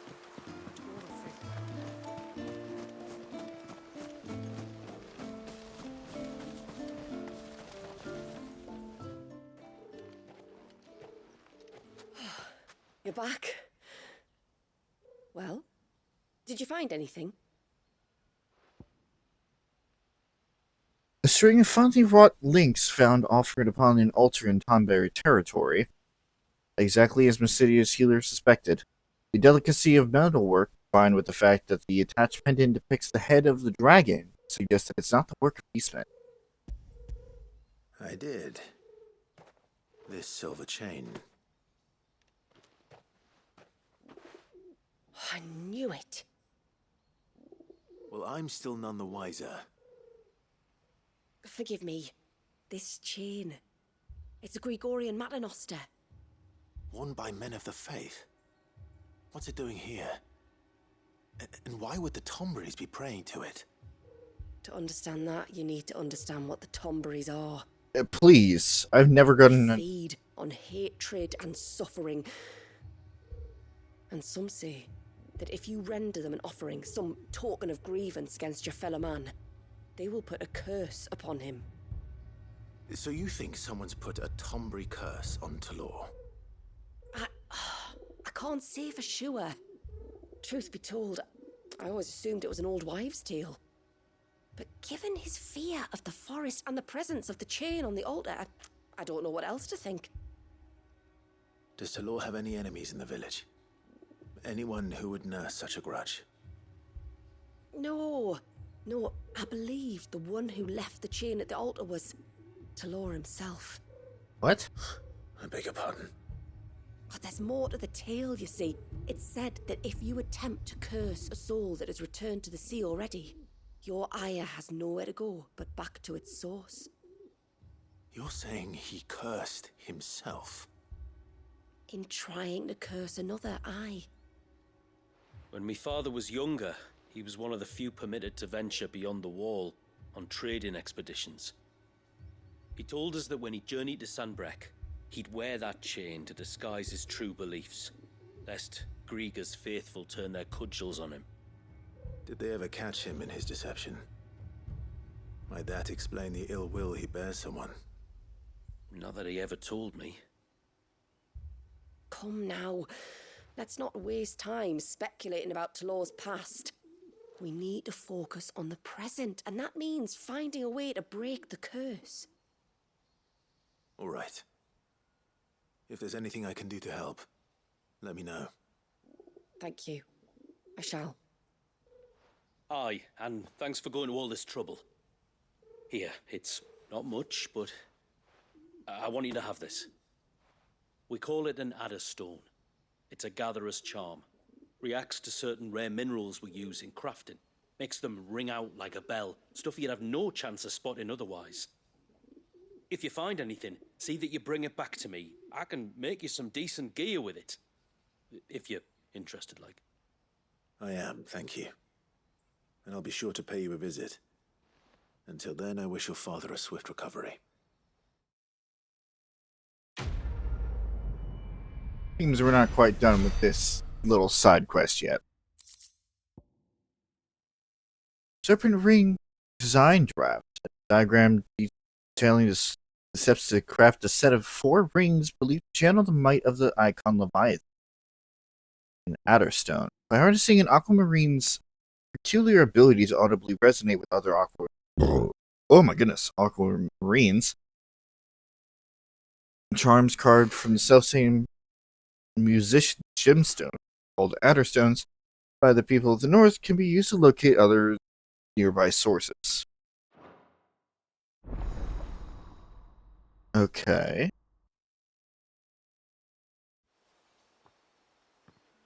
So this is how we get the stuff for Leviathan, I assume? We've obtained the draft designed for serpent rings, accessories that, when equipped, enhance Leviathan's iconic abilities. To create these items, speak with Blackthorn, the Hideaway of Forgotten Haven's Foundry, and select craft. Them require several materials only found in Mysidia, such as aquamarine. We obtain an Adderstone. Carved from aquamarine, Adderstones will resonate both audibly and visually with other nearby sources of the gemstone, making them invaluable in gathering the rare crafting material. The will also vibrate when in proximity. Aquamarine is hidden throughout Mysidia, so be sure to check every corner of the region. But please note that some aquamarine locations will differ between action, story-focused modes, and Final Fantasy mode. Really? That's strange. Reckon my steel's just as good as any.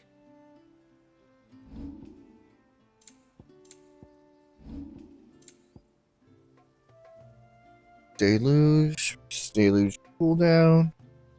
Swell, Abysmal Tier. Just, Till next time, then. I mean, it's probably not The child. super important to me, but it's pretty good, I suppose.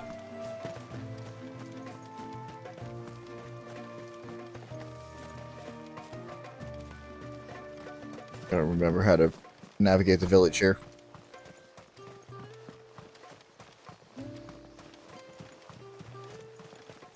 And once everyone left me in peace.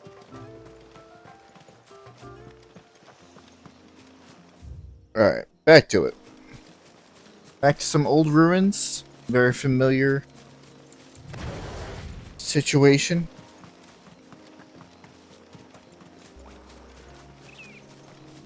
Hello. So it will actually like physically react. That's kind of cool.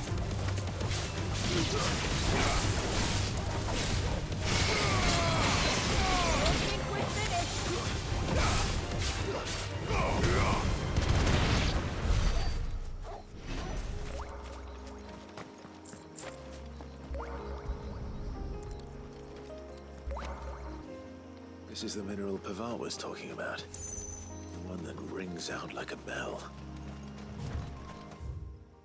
If it's gonna do it naturally anyway, might as well pick it up when we come across it.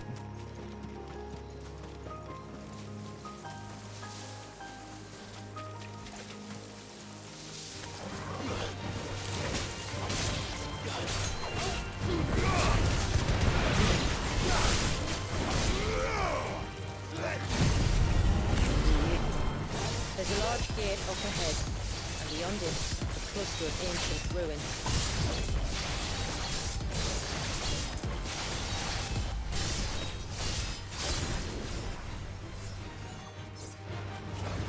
The temple, or the air of hours as my people call it, can only be reached by passing through them.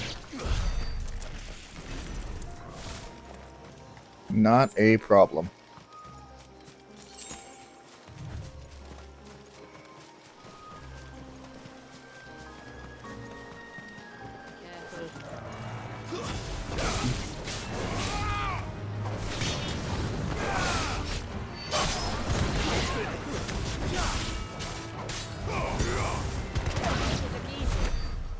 Probably because it is easy to kill.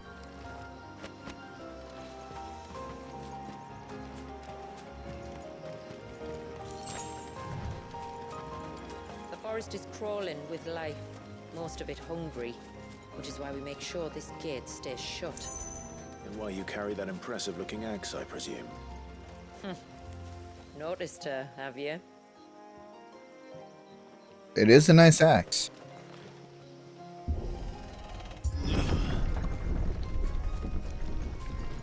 Maiden's March. Oh boy. The temple is up there. Don't worry, those cliffs aren't the only way to the top. That's reassuring.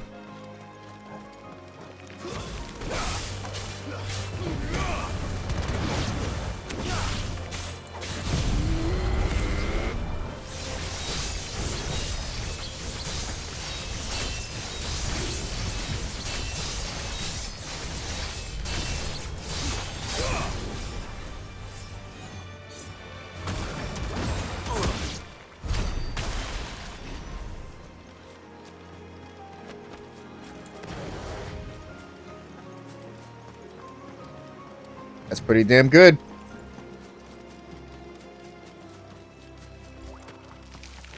Yeah, bloop bloop.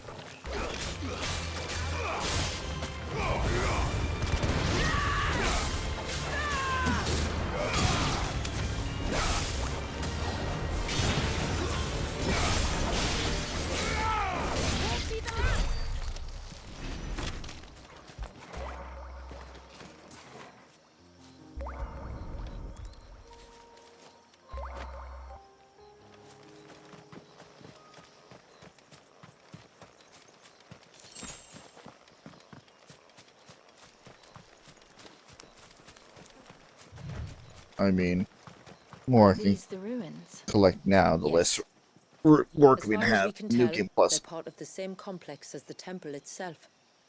To think of all the people who must once have lived here.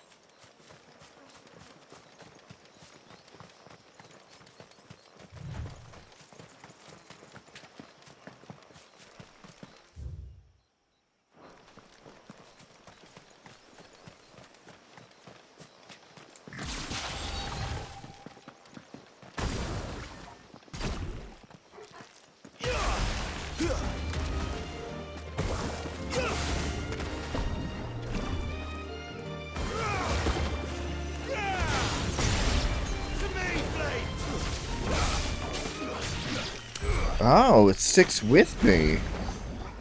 Interesting.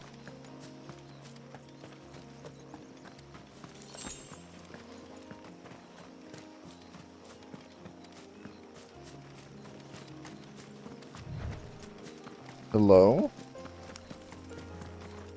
Simple curl. I fought curls before, it's fine. Ow.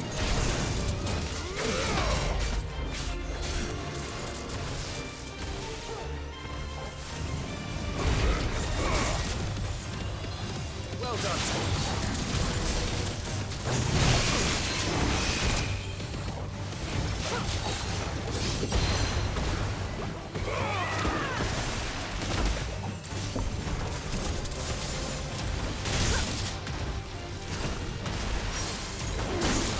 Ow.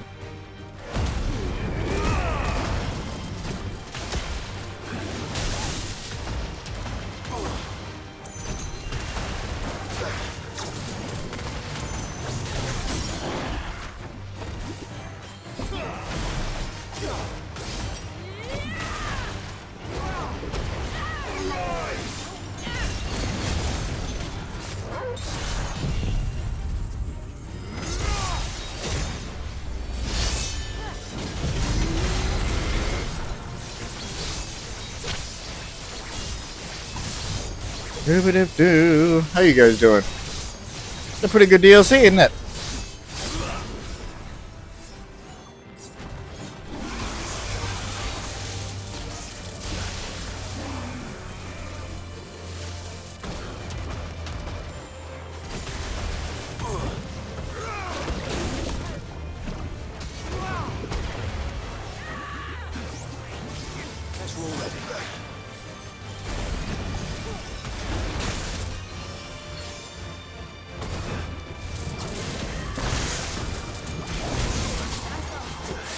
Keep pressing that wrong button.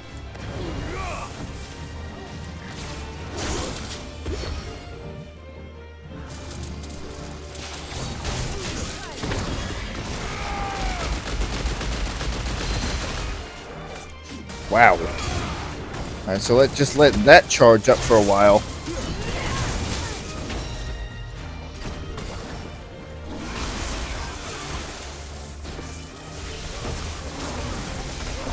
I can do Blaster 2 there, buddy.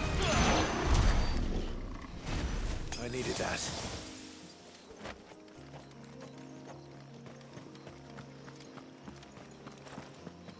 Yeah, the only thing that throws me off is the dodge button being different than literally every other. Well, I shouldn't say literally every other game, but many other games than I've played. But other than that,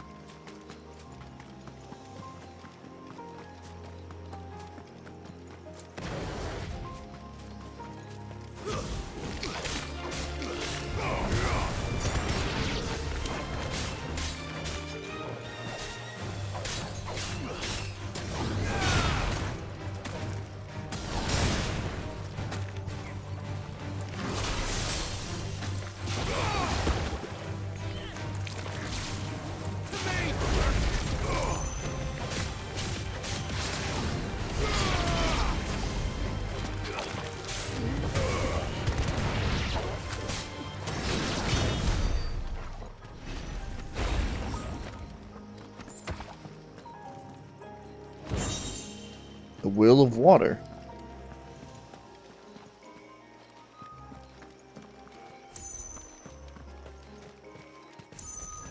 We're gonna go around the side of the temple. Excuse me. These remind me of home. You're from the north, then? Yes. And no. I see.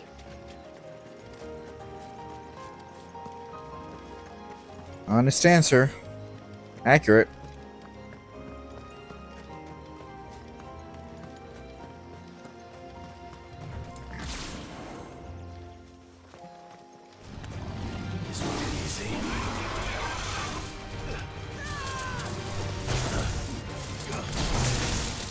Ow.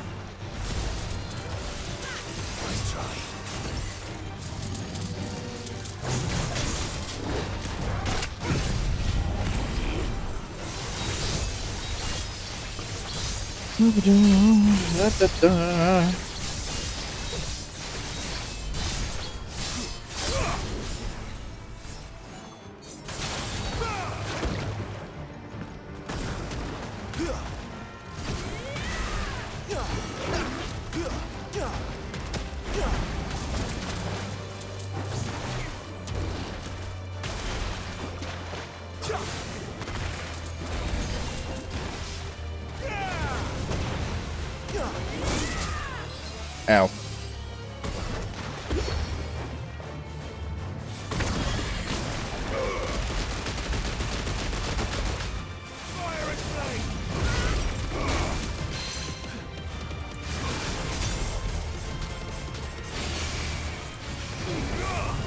Nope. Too far away.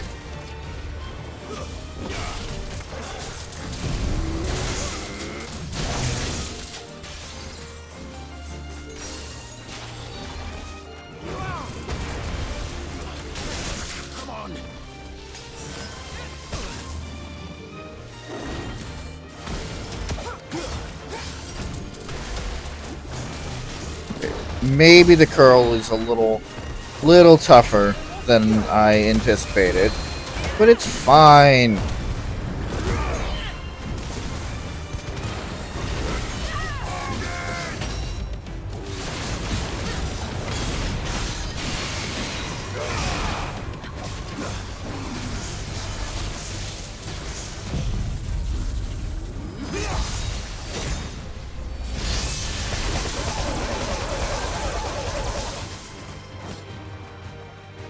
Well, that was definitely a give and take.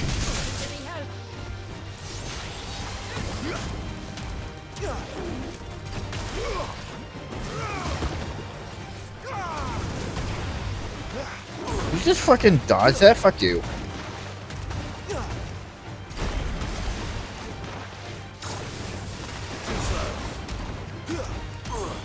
Where are we going here?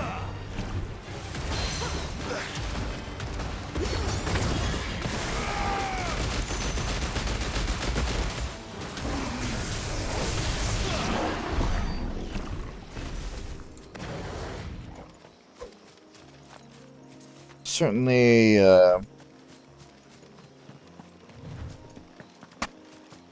strange. It's definitely not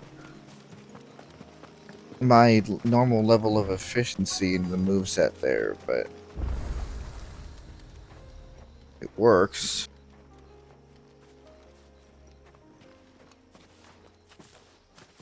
Do you see that cave up ahead? Whoever lived here carved a flight of stairs into the stone within. A way to the top. And whatever it is that awaits us there.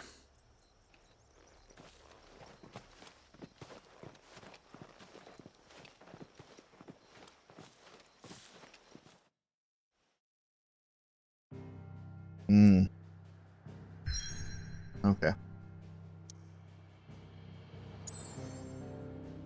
Maiden's March. Once a thriving center of northern civilization, people are long gone. Footprints remain. And rivers meet. Here, the rain which falls upon the mountains high gathered to complete its journey back to the sea.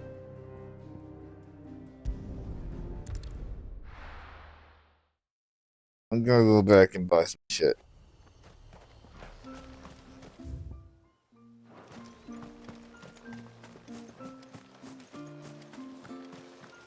Because not only do the enemies continue to pack a punch, which is fine, but I also need to get used to this. What you want? Just let me know.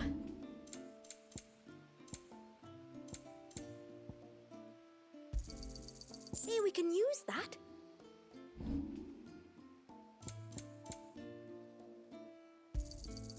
Here you are.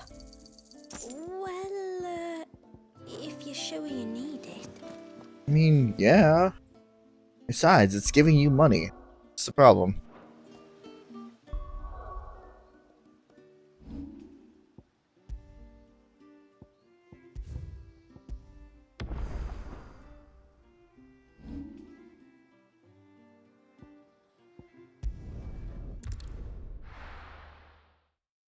I did not read that. Okay.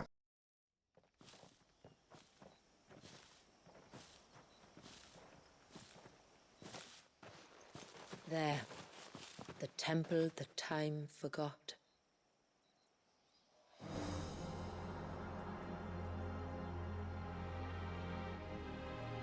The Air of Hours. Yeah, that And the Ver is inside. little Zelda-esque. Yes. You can see the spell's path from the nave.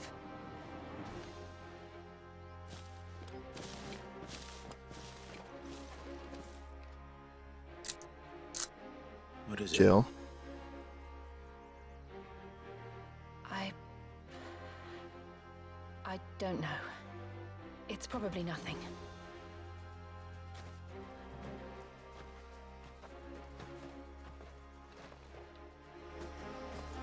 Forgive me, but why build the Ver here?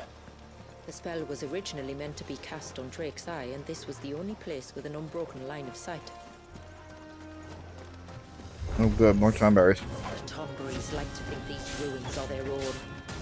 They look none too pleased to see us.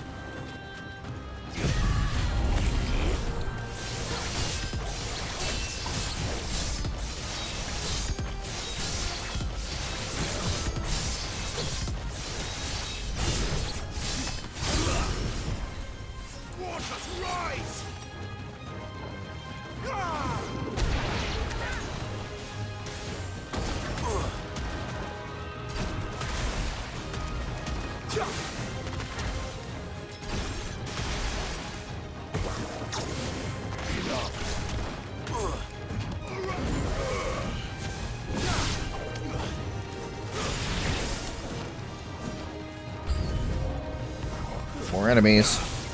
More tomberries.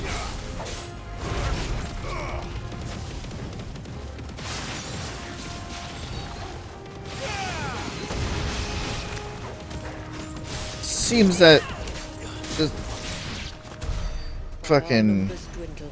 Theirs seem only to increase, as if they were feeding off our suffering.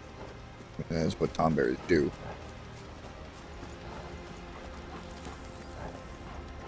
So it seems like the iconic abilities are powerful enough as it is without help from any sort of jewelry there, gonna be honest. That being said, what am I wearing right now? Defense, attack, and... oh, right. I don't need any more.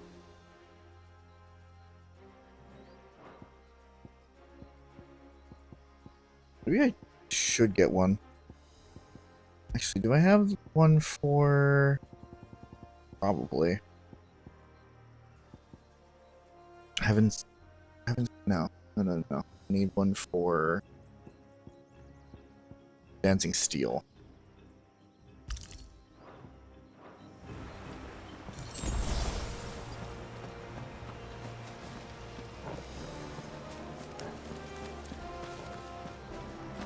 Also, music. Hey, Crosswell. Might want it. Well, actually, what? Okay, what does that one particularly do?